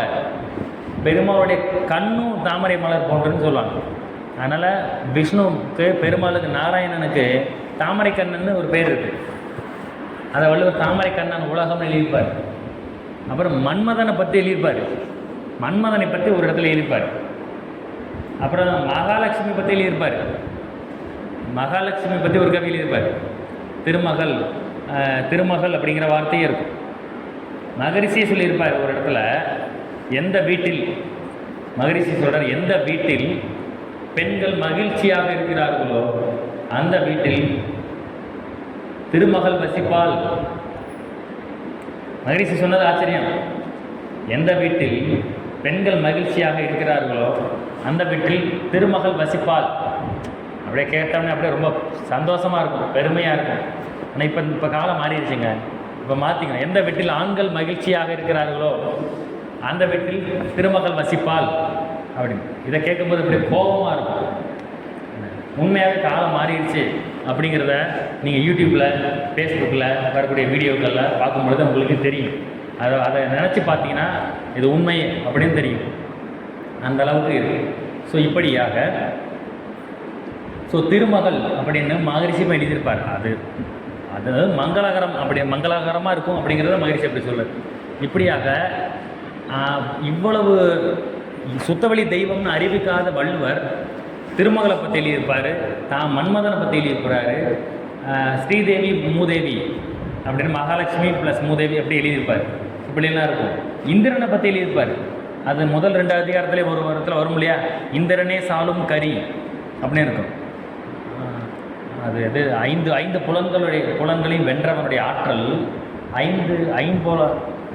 5 அவித்தான் ஆற்றல், அகல் விசும்பு உலார் கோமான், இந்திரனே சாலும் கரி அப்படின்னு. அப்போ இந்திரன் பற்றி ஒரு கிறிஸ்டின் ஒருத்தர் படிக்கிறார், அவர் அப்போ இந்திரன் பற்றி இருக்க அப்படின்னு. ஆனால் சுத்தவெளியை பற்றி சொல்லாத வள்ளுவர் இந்திரனை பற்றி, மன்மதனை பற்றி, விஷ்ணுவை பற்றி சொல்ல வேண்டிய அவசியம் என்ன அப்படின்னா அது வேறு ஒன்றுமே கிடையாது. அவருக்கு அந்த காலத்தில் நிறைய தடங்கள் இருந்திருக்கு. சுத்தவெளி தான் தெய்வம் சொன்னால் அவரை கொலை செஞ்சிருவாங்க, அவரை கொலை பண்ணிடுவாங்க. அதுதான் பிரச்சனை.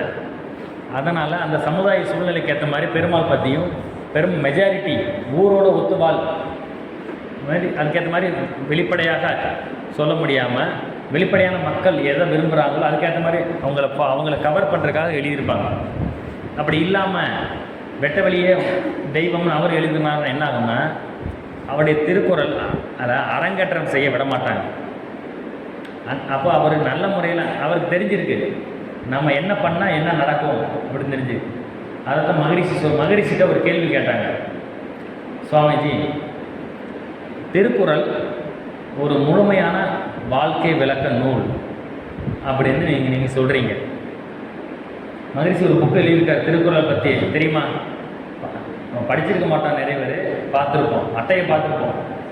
கண்டிப்பாக நிறைய புத்தகங்கள் அட்டையை மட்டும்தான் நம்ம பார்த்துக்கிட்டு இருக்கோம். வாங்கி வச்சுட்டு வீட்டில் அட்டையை மட்டுமே பார்த்து சரஸ்வதி பூஜைக்கு பூஜை வச்சுருக்கோம். உள்ளே படிக்கிறது கிடையாது. திருக்குறள் உட்பொருள் விளக்கம்னு மகிழ்ச்சி 50 கவிக்கு எழுதியிருப்பார், முக்கியமான கவிக்கு எழுதியிருப்பார். அப்போ மகரிஷிட்ட கேட்குறாங்க, சுவாமிஜி திருக்குறள் ஒரு முழுமையான வாழ்க்கை விளக்க நூல் அப்படின்னு சொல்கிறீங்க, ஆனால் அறம் மனிதனுடைய வாழ்க்கையில் 4 வேணும் இல்லையா? என்னது? அறம், பொருள், இன்பம், வீடு. அப்போ திருக்குறள் அறத்துப்பால் இருக்குது, பொருட்பால் இருக்குது, இன்பத்து பால் இருக்குது, வீடு பேர் எங்கே சொல்லியிருக்காரு? இப்போ 4 தானே டிவைட் பண்ணணும், 3 தானே சொல்லியிருக்காரு. இப்போ மகரிஷி சொல்கிறாரு, வள்ளுவர் வாழ்ந்த காலத்தில் சில சங்கடங்கள் சூழ்நிலைகள் அவருக்கு இருந்திருக்கு, அதனால் வெளிப்படையாக இதெல்லாம் சொல்ல முடியாது. சொன்னால் இதை அந்த அரங்கேற்றம் பண்ண விட மாட்டாங்க. அதனால் மறைமுகமாக குருவை காமிக்கிறார். குனி எப்பா, என்னால் ஆகினை தவத்தை பற்றிலாம் சொல்ல முடியாது, என்னால் துரியாதீத தவத்துக்கெல்லாம் கவி குரல் எழுத முடியாது. நீ ஒரு குருவை போய் சரணடைஞ்சிக்கோ, அந்த குருவை ஃபாலோ கெட்டியாக பிடிச்சிக்கோ. அந்த குருவை பிடிச்சிக்கிட்டா அவர் உனக்கு ஆகினை தவத்திலேருந்து துரிய தவத்திலேருந்து 9 மாதம் வரைக்கும் எல்லாமே சொல்லி கொடுத்துருவார். அவர் இதுதான் தெய்வம்னு காமிச்சிடுவார் அப்படிங்கிறார்.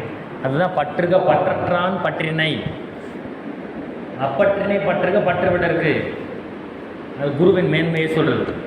பற்றுகளை விட்ட ஒரு குருவை பிடிச்சிக்கோப்பா, அவர் உன்னைய கேர் பண்ணிக்குவார் அப்படிங்கிறார். அந்தனர் என்போர் அறவும் எந்த உயிருக்கும் செந்தன்மை ஒழுகலாம் அப்படின்னு. ஸோ இப்படியாக குரு அவர் வெளிப்படையாக சொல்ல முடியல, இதுதான் அறிந்த அனைத்தையும் அறிவித்தார் இல்லை. இப்போ பெருமாளை பற்றி சொல்லணும். ஸோ இது மாதிரியான சூழ்நிலைக்கு அவருக்கு இருந்திருக்கு. இதுதான் இப்படி இல்லாமல் அவர் பாட்டுக்கு தைரியமாக திருக்குறள் எழுதுறான்னு வைங்க, என்ன ஆகுதுன்னா அவரையே போட்டு தள்ளிடுவாங்க. நீங்கள் நினைக்கலாம், அவர் தான் சித்தராச்சே, மகானாச்சே, அவங்களுக்கெல்லாம் எப்படி ஒரு மரணம் அப்படி கொலை செய்ய முடியுமா அப்படின்னு நீங்கள் நினைக்கலாம். அவங்களுக்கு அஷ்டமா சித்திகள் தெரியும்ல, தூக்கம் வருதா? பசியிலையும் தூக்கம் வரும், சாப்பிட்ட பிறகு வேறு தூக்கம் வரும். அவர்கிட்ட கேட்குறேன், அஷ்டமா சித்திகள் எல்லாமே சித்தர்களுக்கு எல்லாம் தெரிஞ்சிருக்கு. அப்போது ஒருத்தர் கொலை செய்ய வரான்னு தெரியாமல் போகுமா? தடுக்கலாம் இல்லையா? அதுதான் அவங்க மக்களுடைய பாவப்பதிவுகளை வாங்குவாங்க, ஆசீர்வாதம் பண்ணி பாவப்பதிவு வாங்குவாங்க. அதுக்கு பலன் கொடுக்குற நேரம் அந்த செயலுக்கு விளைவு வரும். இப்படி நிறைய விஷயங்கள் இருக்குது, அது வார்த்தைகளால் சொல்ல முடியாது.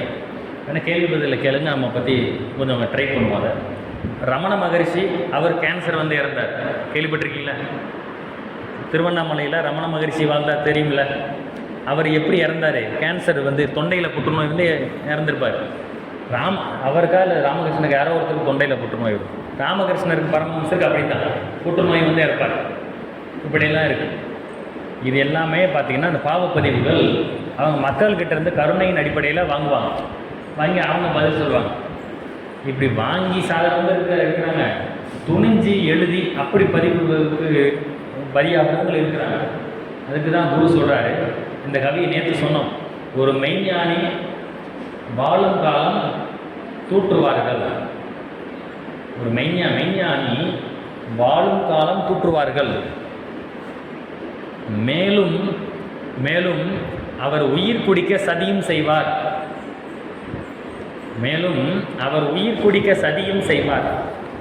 செய்வார்கள் குரு பூஜை இறந்த பின்னர் சிந்திப்பீர் எவ்வாறு உலகம் உய்யும் அப்படின்னு. வாழுங்காலத்தில் யாரெல்லாம் இதை நிகழ்காலத்துலேயும் பார்க்கலாம். என்ன வாழும் காலத்தில் யாரெல்லாம் நம்மளை போட்டு தள்ளணும்னு நினைக்கிறானோ, போட்டு தள்ள பிறகு அவரை மாதிரி உண்டா அப்படின்னு சொல்லுவான்.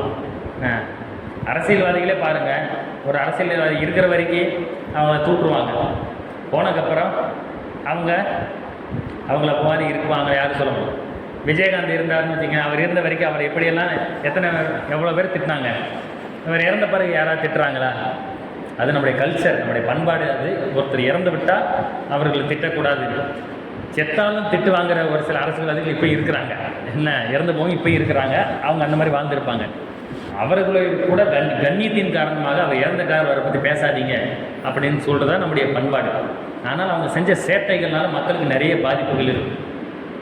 அப்போது விஜயகாந்த் இறந்துட்டாரு, இருக்கும்போது எல்லாரும் திட்டினான். இறந்த பிறகு அவர் மாதிரி யாருமே இல்லை, வானத்தை போல மானா படைச்சவனு. அப்போ அவர் குறை சொல்கிறவங்க யாருமே இல்லை. இதுதான் உலகம். இப்போ இதே போலத்தான். அப்போ ஆனால் அவர் இறந்த பிறகு பாராட்டுறாங்க. ஆனால் அவர் உயிரோடு இருக்கும் பொழுது, பொதுவாக சொல்கிறேன் இதை, பொதுவாக அவர் ஒருத்தர் உயிரோடு இருக்கும் பொழுது அவர் சாகிறதுக்கு உண்டான மன உளைச்சல் என்னென்ன அஸ்திவாரம் பண்ணணுமோ அவங்களே செஞ்சிருவாங்க. அவங்களுக்கு ஒரு மன கவலை வரும், அப்புறம் ஒரு பழக்கத்துக்கு அடிமையாவாங்க, அதில் பாதிப்பாக செத்துருவாங்க.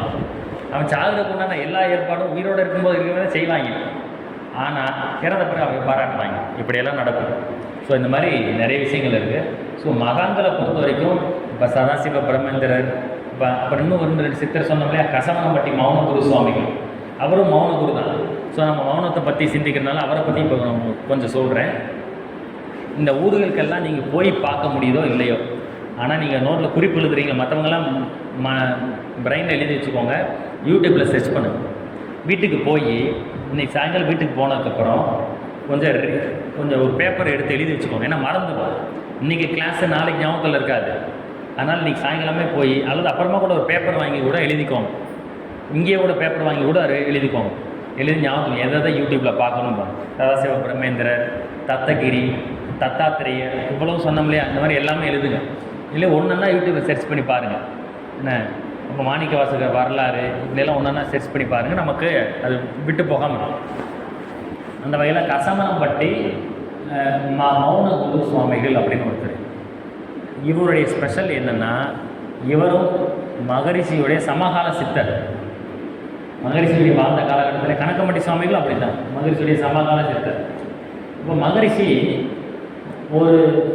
ஒரு சித்தரை பார்க்க போகிறார். மகரிஷி தேடி போய் ஒரு சித்தரை பார்த்தார். அவர் யாருக்காச்சும் தெரியுமா? அது பொதுவாக மகரிஷிக்கு வள்ளலார் காட்சி கொடுத்தார் இல்லையா, அது தெரியுமில்ல. வள்ளலார் மகரிஷிக்கு காட்சி கொடுத்தார், தேடி வந்து காட்சி கொடுத்தார். அதே போல் இன்னொன்று போகர் சித்தர், அதை நேற்று சொன்னோம். நேற்று வராதவங்களுக்கு தெரியாது, படிச்சிருந்தீங்கன்னா தெரியும். போகர் சித்தர் மகரிஷிக்கு ஆடியாரில் வந்து காட்சி கொடுத்தார். அப்புறம் இன்னொரு சித்தர், அவர் வந்து பேர் தெரியாது, மகிழ்ச்சி போறீங்க சொல்லலை, ஒரு நிமிஷத்தில் வந்து பேசுவார். நீ பிரம்மஞானம் எழுதுன்னு சொல்வார். உடனே மகிழ்ச்சி எனக்கு தெரியாது, நீ எழுது, உனக்கு தானே தெரியும் சொல்லி மறைஞ்சிருவார். அப்புறம் பிரம்மஞானம்ங்கிற நூல் எழுதுவார். அதுக்கடுத்து இவங்க எல்லாமே மகரிஷியை தேடி வந்தவங்க. என்ன, ஆனால் மகரிஷி அவரே தேடி போய் ஒரு சித்தரை பார்ப்பார். அவர் பேர் உடனே பரஞ்சோதி மகான் அப்படின்னு நினச்சேன்னா அது ஒரு வேறு. அவர் பேசுவார், தீட்சை பெற்ற அவரும் சித்தர் தான். தேடி போய் சித்தர் அவரும் ஒருத்தர். அவர் உபதேசம் பண்ணவர், பயிற்சி கொடுக்கவர். அவரை அப்படி இல்லாமல் ஒரு சித்தர். அவர் பேர் என்னென்னா, பொள்ளாச்சி பக்கத்தில் தான் அவருடைய சமாதி இருக்குது. யாருக்காச்சும் தெரியுமா? அது பொள்ளாச்சி பக்கத்தில் புரவிபாளையம் அப்படின்னு ஒரு ஊர். அந்த ஊரில் அவரோட சமாதி இருக்குது. அவர் பேர் கோடி சுவாமிகள். அது எழுதிக்கும், புரவிபாளையம் கோடி சுவாமிகள். இதையும் அப்புறமா யூடியூப்பில் சர்ச் பண்ணுங்கள். அவர் இவரை மகரிஷி தேடி போய் அன்பர்கள் சொல்கிறாங்க, இந்த மாதிரி ஒரு சித்தங்க வாங்க, மகரிஷியே போய் சந்திக்கிறார். அவருக்கு கோடி சுவாமி எப்போ பார்த்தாலும் கோடின்னு சொல்லிட்டு அவர். ஸோ கோடி சுவாமிகள் வயசான அவருடைய வீடியோவை யூடியூப்பில் இருக்குது. அவர் பேசுவார், என்ன, அவர் சிரிப்பார். அவருடைய வீடியோ யூடியூப்பில் பார்க்கலாம். நீங்கள் யாராச்சும் பார்த்துருக்கீங்களா? புரவிபாளையம் கோடி சுவாமிகள். அவரை மகரிஷி போய் பார்க்க போகிறாரு. அப்படி பார்க்க போகிறாரு. அன்றைக்கி காலையிலேருந்து அந்த கோடி சுவாமிகள் தன்னுடைய அந்த கட்டில சுற்றி வருவார். சுற்றி வந்து உலகம் வரப்போகுது அப்படிம்பார். கேள்விப்பட்டீங்களா? நீங்கள் படிச்சிருக்கிறீங்க. உலகம் வரப்போகுது அப்படின்னு சொல்லிட்டு இருப்பார். அன்றைக்கி மதியமோ மாலையோ மகரிஷி போய் சந்திப்பார். அப்போது காலையிலேருந்து அவர் உலகம் வரப்போகுதுன்னு என்ன அர்த்தம்? உலகை அறிந்த ஒரு மகான் வரப்போகிறார் அப்படின்னு. இதுதான் அவங்க குறிப்பால் உணர்த்துறாங்க. சரியா? லஞ்ச் வந்து ரெடி ஆகிடுச்சா சொல்லுங்கள். ஸோ குறிப்பால் உணர்த்துறாரு. இல்லை 1 மணிக்கு ஆச்சுன்னா கூட ஒரு 10 நிமிஷம் கழித்து போய் கேட்டு சொல்லுங்கள். ஸோ உலகை அறிந்த ஒரு மகான் வரப்போகிறார் அப்படிங்கிறது தான் அந்த இடத்துல அவருடைய குறிப்பு. அவர் அந்த கோடி சுவாமிகள் பார்த்திங்கன்னா இந்த மௌனகுரு அவர் பேசுவார். அவர் இந்த கசவனம்பட்டி மௌனகுரு சுவாமிகள்னு சொன்னா அவரை சொல்லியிருப்பார். என்னென்னா மகான்களுக்கெல்லாம் மகான் அப்படின்னு எழுதியிருப்பார். மகரிஷிய மகான்னு சொன்ன புரவிபாளையம் கோடி சுவாமிகள் மகான்களுக்கெல்லாம் மகான் அப்படின்னு சொன்னது இந்த மௌனமாக இருந்த மௌனகுரு கசவனம்பட்டி மௌனகுரு சுவாமி. இப்போ பாருங்கள், அப்போது இவ்வளோ தூரம் ஒரு பயிற்சி நடத்தி உடற்பயிற்சி காயகல்பம் எல்லாம் சொல்லி கொடுத்த ஒரு வேதாத்திரி மகரிஷியை மகான் அப்படின்னு சொல்லுது. இது எதையுமே சொல்லி கொடுக்காம நிர்வாணமாக இருந்து அந்த கசவனம்பட்டிங்கிற ஊருக்குள்ளே வாழ்ந்துக்கிட்டு இருந்த ஒரு மகானை, ஒரு சித்தரை மகான்களுக்கெல்லாம் மகான் அப்படின்னு சொல்கிறாருன்னா அவர் எவ்வளோ ஒரு உயர்ந்தவராக இருப்பார் யோசிச்சு பாருங்கள். அதுக்கடுத்து பார்த்திங்கன்னா இந்த கசவனம்பட்டி மௌனகுரு சுவாமிகள் ஒரு 16 வயசு 16ஓ இல்லை 10-12 வயசோ அந்த ஊருக்கு வருவார். அந்த ஊருக்கு பக்கத்தில் ஒரு முள்ளுக்குள்ளே உட்காந்துருப்பார். ஏதோ ஒரு இடத்துல உட்காந்துருப்பார். அப்போது அங்கே ஆடு மேய்க்க போனவங்க அவரை கண்டுபிடிப்பாங்க. அப்போது அது ஏதோ ஒரு சம்பவம் நடக்கும். அதோடு சேர்த்து அந்த ஊருக்கு வருவார்.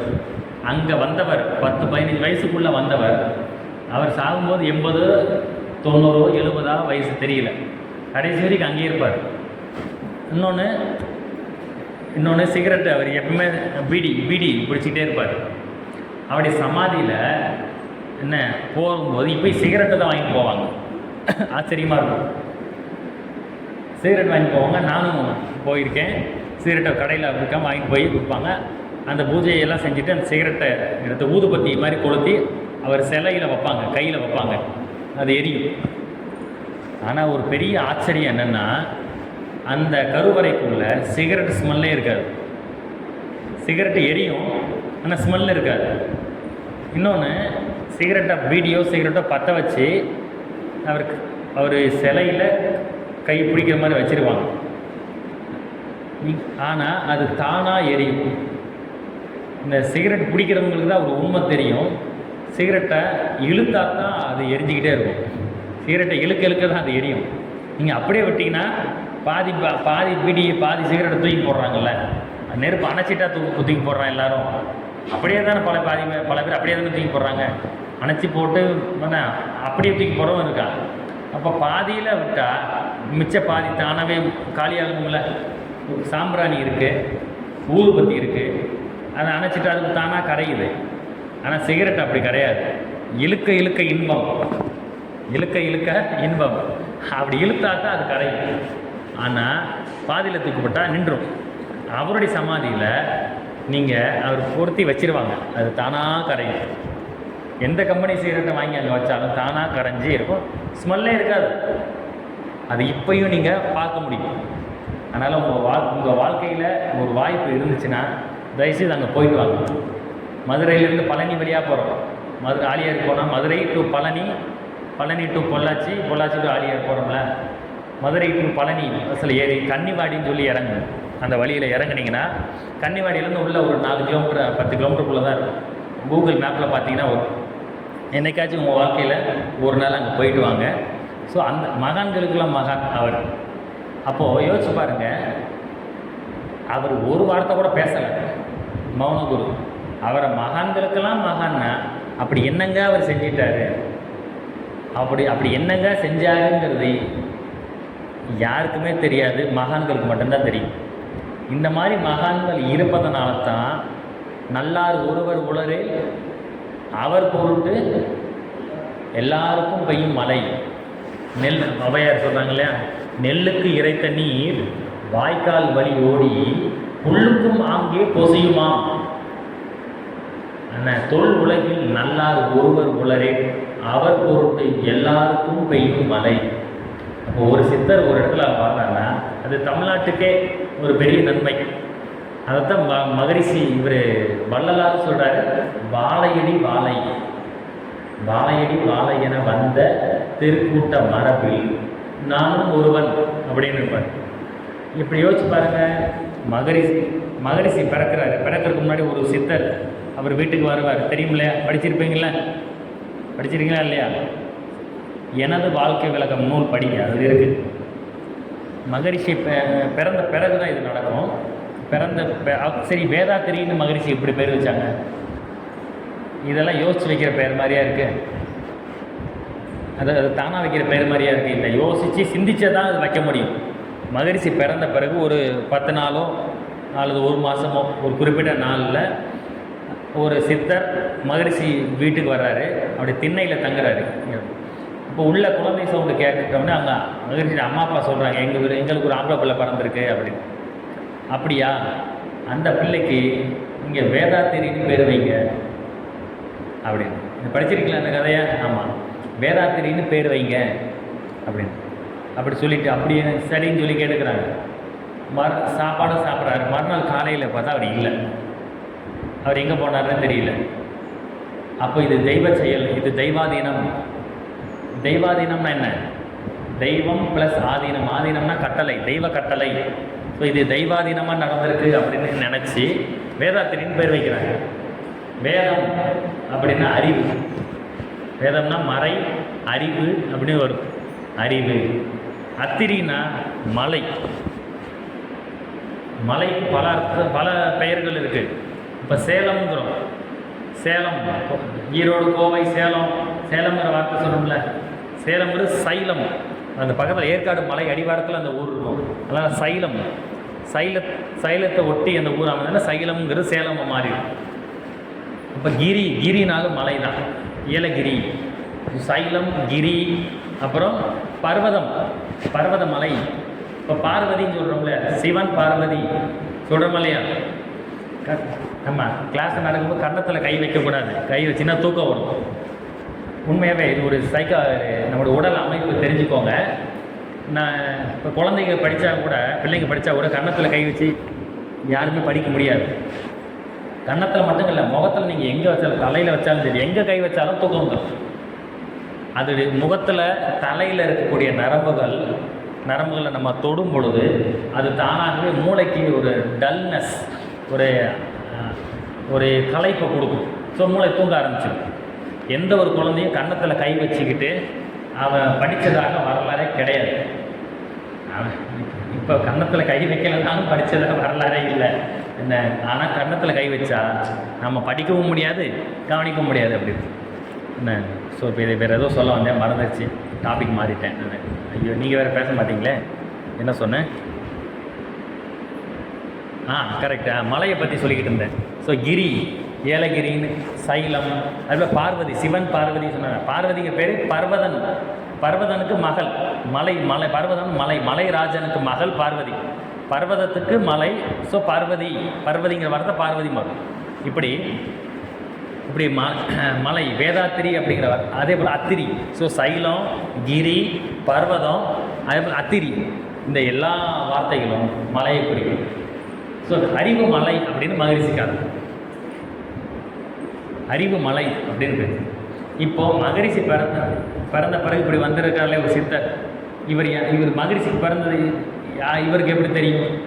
இதே போல தான், இதுதான் வாழையடி வாழையாக வர்றது. இதே போல் வள்ளலார் பிறக்கிறதுக்கு முன்னாடி, இதாச்சும் பிறந்த பிறகு கேள்விப்பட்டு வர்றாருன்னு வச்சுக்கலாம். வள்ளலார் பிறக்கிறதுக்கு முன்னாடி அவங்களுக்கு அவர் அம்மா மட்டும் வீட்டில் இருப்பாங்க. அப்போ ஒரு சிவனடியார் வருவார், ஒரு மகான் வருவார், உணவு கேட்பார். அவங்க உணவு விடுவாங்க. அப்போது சாப்பிட்ட பிறகு வள்ளலாருடைய அம்மா பேர் யாருக்கா தெரியுமா? அவர் பேரும் மகரிஷி அம்மா பேரும் ஒன்று. வள்ளலாருடைய அம்மா பேரும் மகரிஷியுடைய அம்மா பேரும் ஒன்று. அதாவது சின்னம்மாள். வள்ளலாருடைய அம்மா பேர் சின்னம்மாள், மகரிஷியுடைய அம்மா பேர் சின்னம்மாள். மகரிஷியுடைய அப்பா பேர் வரதப்பன். வள்ளலாருடைய அப்பா பேர் என்ன மறந்துருச்சு எனக்கு. அந்த இவர் சின்னம்மாளுக்கு அவங்க அவர்கிட்ட உணவு கேட்டு வர்றாரு, உபசரிக்கிறாங்க. முடிச்சுட்டு அவர் சொல்கிற உணவு நல்லா இருந்துச்சுன்னு சொல்லிட்டு, உனக்கு உனக்கு உனக்கு அடுத்து ஒரு மகன் பிறப்பான், உனக்கு ஒரு மகன் பிறப்பான் அப்படின்னு சொல்கிறாரு. உடனே சின்னம்மா சொல்கிறாங்க, சுவாமி எங்களுக்கு ஏற்கனவே 4 பிள்ளைங்க இருக்கிறாங்க, ஏற்கனவே 4 பிள்ளைங்கள் இருக்கிறாங்க அப்படின்னு அப்படி சொன்ன உடனே அவர் சொல்ல, இல்லை உனக்கு கண்டிப்பாக ஒரு மகன் பிறப்பான், அவன் மிகப்பெரிய ஒரு மகானாக உருவெடுப்பான் அப்படின்னு சொல்லிட்டு கிளம்புவார். அவர் சொன்ன மாதிரியே என்ன ஒரு வருஷத்துக்குள்ளேயே வரும்போது இது நடக்கும். வள்ளலார் பிறப்பார் பாருங்க. இப்படி வள்ளலார் பிறக்கிறதுக்கு முன்னாடி ஒரு சித்தர் வர்றாரு, மகரிஷி பிறந்த பின்னாடி ஒரு சித்தர் வர்றாரு. மாணிக்க வாசகர் ஆவுடையார் கோவிலுக்கு போனால் அங்கே ஒரு சித்தர் உட்காந்துருக்கிறாரு. தாய் மாணவர் திருச்சி மலைக்கோட்டையில் படி ஏறுனா ஒரு சித்தர் இறங்கி வந்து அவர் ஆட்கொள்கிறாரு. இப்படி என்னை எல்லா இடத்துலையும் சித்தர்கள் ஆட்கொள்கிறாங்க. இதில் வாழையடி வாழையாக வந்த இந்த சித்தர்களில் பல பேர் பேசாத சித்தர்கள் தான், மௌன குருமார்கள் தான். மௌனமாக இருந்து தட்சிணாமூர்த்தி உபதேசம் செய்தது போல இவர்கள் உபதேசம் செய்து கொண்டு தான் இருக்கிறார்கள். இவர்கள் இருப்பதே இந்த உலகத்திற்கு லாபம். இன்னொன்று பார்த்திங்கன்னா, இந்தியாவில் தான் சித்தர்கள் இருக்கிறாங்க. குறிப்பாக தமிழ்நாட்டில் அதிகமான சித்தர்கள் இருக்குது. தென்னிந்தியாவில் உள்ள சித்தர்கள் தமிழ்நாட்டில் அதிகமாகவும் இருக்கிறாங்க. ஒட்டுமொத்த இந்தியாவுமே ஒரு புண்ணிய பூமின்னு வச்சுக்கோங்களேன். இந்தியாவை தாண்டி நீங்கள் சவுதி அரேபியா போகிறீங்க, அங்கே எந்த சித்தரை நீங்கள் பார்க்க முடியும்? மலேசியா போகிறீங்க, ஃப்ரான்ஸு, ஜெர்மனி போகிறீங்க, யாரை நீங்கள் பார்க்க முடியும்? அப்போ காலங்காலமாக உலகம் பூரா மக்கள் வாழ்ந்துட்டு இருக்கிறாங்க. ஆனால் அங்கே யாருமே சித்தர்கள் பெருசாக இல்லை. இவங்க எல்லோரும் இந்தியாவில் தான் வாழ்கிறாங்க. குறிப்பாக அது தென்னிந்தியாவில் தான் அதிகமாக இருக்காங்க, அதில் தமிழ்நாட்டில் தான் அதிகமாக இருக்கிறாங்க. அதனால தான் மகரிஷியும் தமிழ்நாட்டிலே பிறக்க வச்சிருக்கிறார் இறைவன். பார்த்தீங்களா? அப்படின்னா தான் இந்த தொடர்ச்சி, இந்த ஆசீர்வாதம், இந்த அறிவு இவருக்கு அப்படியே கிடைக்கும் அப்படிங்கிறது புரியுதா? இதைத்தான் மாணிக்க வாசகர் வந்தார்ல, உத்தரகோசம் அங்கேக்கு வந்தார் இல்லையா, அந்த பாடலையும் அப்படி சன்னதி வச்சுருக்காங்க இல்லையா, தென்னாடுடைய அவர் தானே சொல்கிறார், தென்னாடுடைய சிவனை போற்றி எந்நாட்டவருக்கும் இறைவா போற்றி. இந்த தென்னாட்டில் இதுக்கு இன்னும் வேற ஒரு அர்த்தம் இருக்குது. பட் இதுவும் ஒரு ஞானிகள் 2 அர்த்தமாகவும் கவி எழுதுவாங்க. தென்னாடுடைய சிவனே அப்படிங்கிறது இந்த இடத்துல நமக்கு தேவையான அர்த்தம் என்னென்னா, தென்னாடு தென்னிந்தியாவில் தான் நீ குறிப்பாக சித்தர்கள் வடிவில் நீ வந்துக்கிட்டே இருக்க. சித்தன் போக்கில் சிவன் போக்கு, இது சித்தன் போக்கு சிவன் போக்கு. எந்நாட்டவருக்கும் இறைவன் நீயே. அப்போ இந்த சித்தர்கள் எல்லா நாட்டவர்களுக்கும் இறைவர்களாக இருக்கிறாங்க.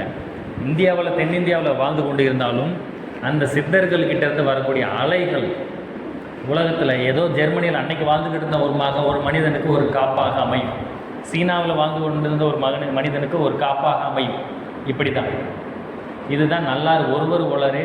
சீனாவில் கூட பெய்யும் மழை, சவுதி அரேபியாவில் கூட மழை பெய்யும். இப்படியெல்லாம் இருக்குது. ஸோ இதையெல்லாம் நம்ம தெரிந்து கொள்வோம். ஸோ இந்த வகையில் இந்த மௌன குருமார்களில் 2 பேரை பற்றி ஓரளவு நம்ம பார்த்துருக்கோம். ஒன்று சதாசிவ பிரம்மேந்திரர், அவருடைய முழு கதையை நாம் ஓரளவு தெரிஞ்சுக்கிட்டோம். அப்புறம் இந்த இது வேறு என்ன, கசமனம்பட்டி மௌன குரு சுவாமிகள். மற்ற குருமார்கள் பற்றி நீங்கள் தெரிஞ்சுக்கோங்க, அது நீங்களாக பார்த்து தெரிஞ்சுங்க, யூடியூப்பில் கூட தேடி தெரிஞ்சுக்கோங்க. தத்தாத்திரேயர்னு ஒருத்தர் சொன்னோம் இல்லையா, அவர் நார்த் இந்தியாவில் இருந்தது. ஆக்சுவலாக குஜராத்தில் தான் அவருடைய சமாதி சொல்கிறாங்க. அவர் வாழ்ந்த மலையும் அங்கே தான் இருக்குது. அவர்கிட்ட போய் இன்னும் ஒருத்தர், அவர் பேர் என்னென்னா, சேலத்தில் கந்தாசிரமம்னு ஒன்று இருக்குது, கேள்விப்பட்டிருக்கீங்களா? கந்தாசிரமம். அவர் பேர் சுவாமி சாந்தானந்தர் அப்படின்னு பேர், சுவாமி சாந்தானந்தர் அப்படின்னு. அவர் தான் கந்தாசிரமம் அப்படின்னு சேலத்தில் சென்னையில் அமைச்சிருப்பார். அவர் நீங்கள் கந்த சஷ்டி கவசம் தெரியும், கேள்விப்பட்டிருக்கீங்களா? அதே போல் கந்த குரு கவசம்னு ஒன்று இருக்குது, தெரியுமா? அதை எழுதியவர். 2 பேர் ஒரே மாதிரி இருக்கிறனால உங்களுக்கு கொஞ்சம் கவனிச்சிருக்க மாட்டீங்க. கந்த குரு கவசம், அதுவும் நிறைய டிவிகளில் போடுவாங்க, அப்பப்போ போடுவாங்க. கந்த சஷ்டி கவசம் ரெகுலராக போடுவாங்க, அந்த குரு கவசம் அப்பப்போ போடுவாங்க. அந்த கந்த குரு கவசத்தை எழுதியவர் சுவாமி சாந்தானந்தர். அவர் தான் கந்தாசிரமம் அப்படிங்கிற பேரில் அவர் சேலத்துலேயும் சென்னையில் பல இடங்களில் ஆசிரமத்தில் கட்டியிருப்பார், முருகன் கோயில். அவர் இந்த தத்தாத்திரேயருடைய சீடர். அவர் கொஞ்ச நாள் அவதூதராக ஆடை இல்லாமல் மௌன குருவாக இருந்திருப்பார். அப்புறம் தீட்சை பெற்று அப்புறம் மறுபடியும் ஆடை உடுத்தி வந்து இங்கே அந்த சேலத்துக்கு போய் போனீங்கன்னா அந்த மலை மேலே இருக்கும். அது என் சேலம் கந்தாசிரமம் போட்டிங்கன்னா யூடியூப்பில் கூகுளில் எல்லாம் வரும். அங்கே போனீங்கன்னா தத்தாத்திரேயருக்கு சிலை வச்சுருப்பார். அவர் மௌன குரு சுவாமி. இவர் கொஞ்ச நாள் அப்படி இருந்தனால வச்சுருப்பாங்க. இது எல்லாமே பார்த்தீங்கன்னா மௌனம் அப்படிங்கிறது இறைவனுடைய ஆயுதமாக இருக்குது. இந்த ஞானிகளுக்கு இறைவனுடைய ஆயுதமாக இருந்து அது மூலமாக நிறைய விஷயத்தை அச்சீவ் பண்ணுறாங்க. அதனால் மௌனத்தின் மேன்மையை சொல்லவே முடியாது. ஸோ குரு காணிக்கையும் சரி, அப்புறம் வேறு என்ன சொன்னோம், குரு காணிக்கையும் சரி, மௌனத்தின் மேன்மையும் சரி, எருமைகள் மேலே ஏன் இடி விழுவதில்லை அப்படிங்கிறதும் சரி, என்ன பேசாத ஞானிகளால் உலகத்திற்கு என்னென்ன நன்மைகள் அப்படிங்கிறதும் சரி, இது எதையுமே என்ன ஊமை கண்ட கனவு போல் வெளியில் சொல்ல முடியாது. இது எல்லாமே இருக்குது. ஊமை கனவு கண்டது உண்மை, ஆனால் அவன் வெளியில் சொல்ல முடியாது. அது போன்றதான் இது போன்ற இப்போ நான் சொன்ன 4 விஷயங்கள் இருக்குது, ஆனால் வெளியில் சொல்ல முடியாது. இதுதான் உணவு வந்துருச்சான்னு தெரியல. சரி, இப்போ நம்ம என்ன பண்ணுவோம், கொஞ்சம் நேரம் தவம் பண்ணணும். ஏன்னா ஒரு ஒரு 15 நிமிஷமாச்சு தவம் பண்ணுவோம். உணவு வர்ற வரைக்காச்சும் நான்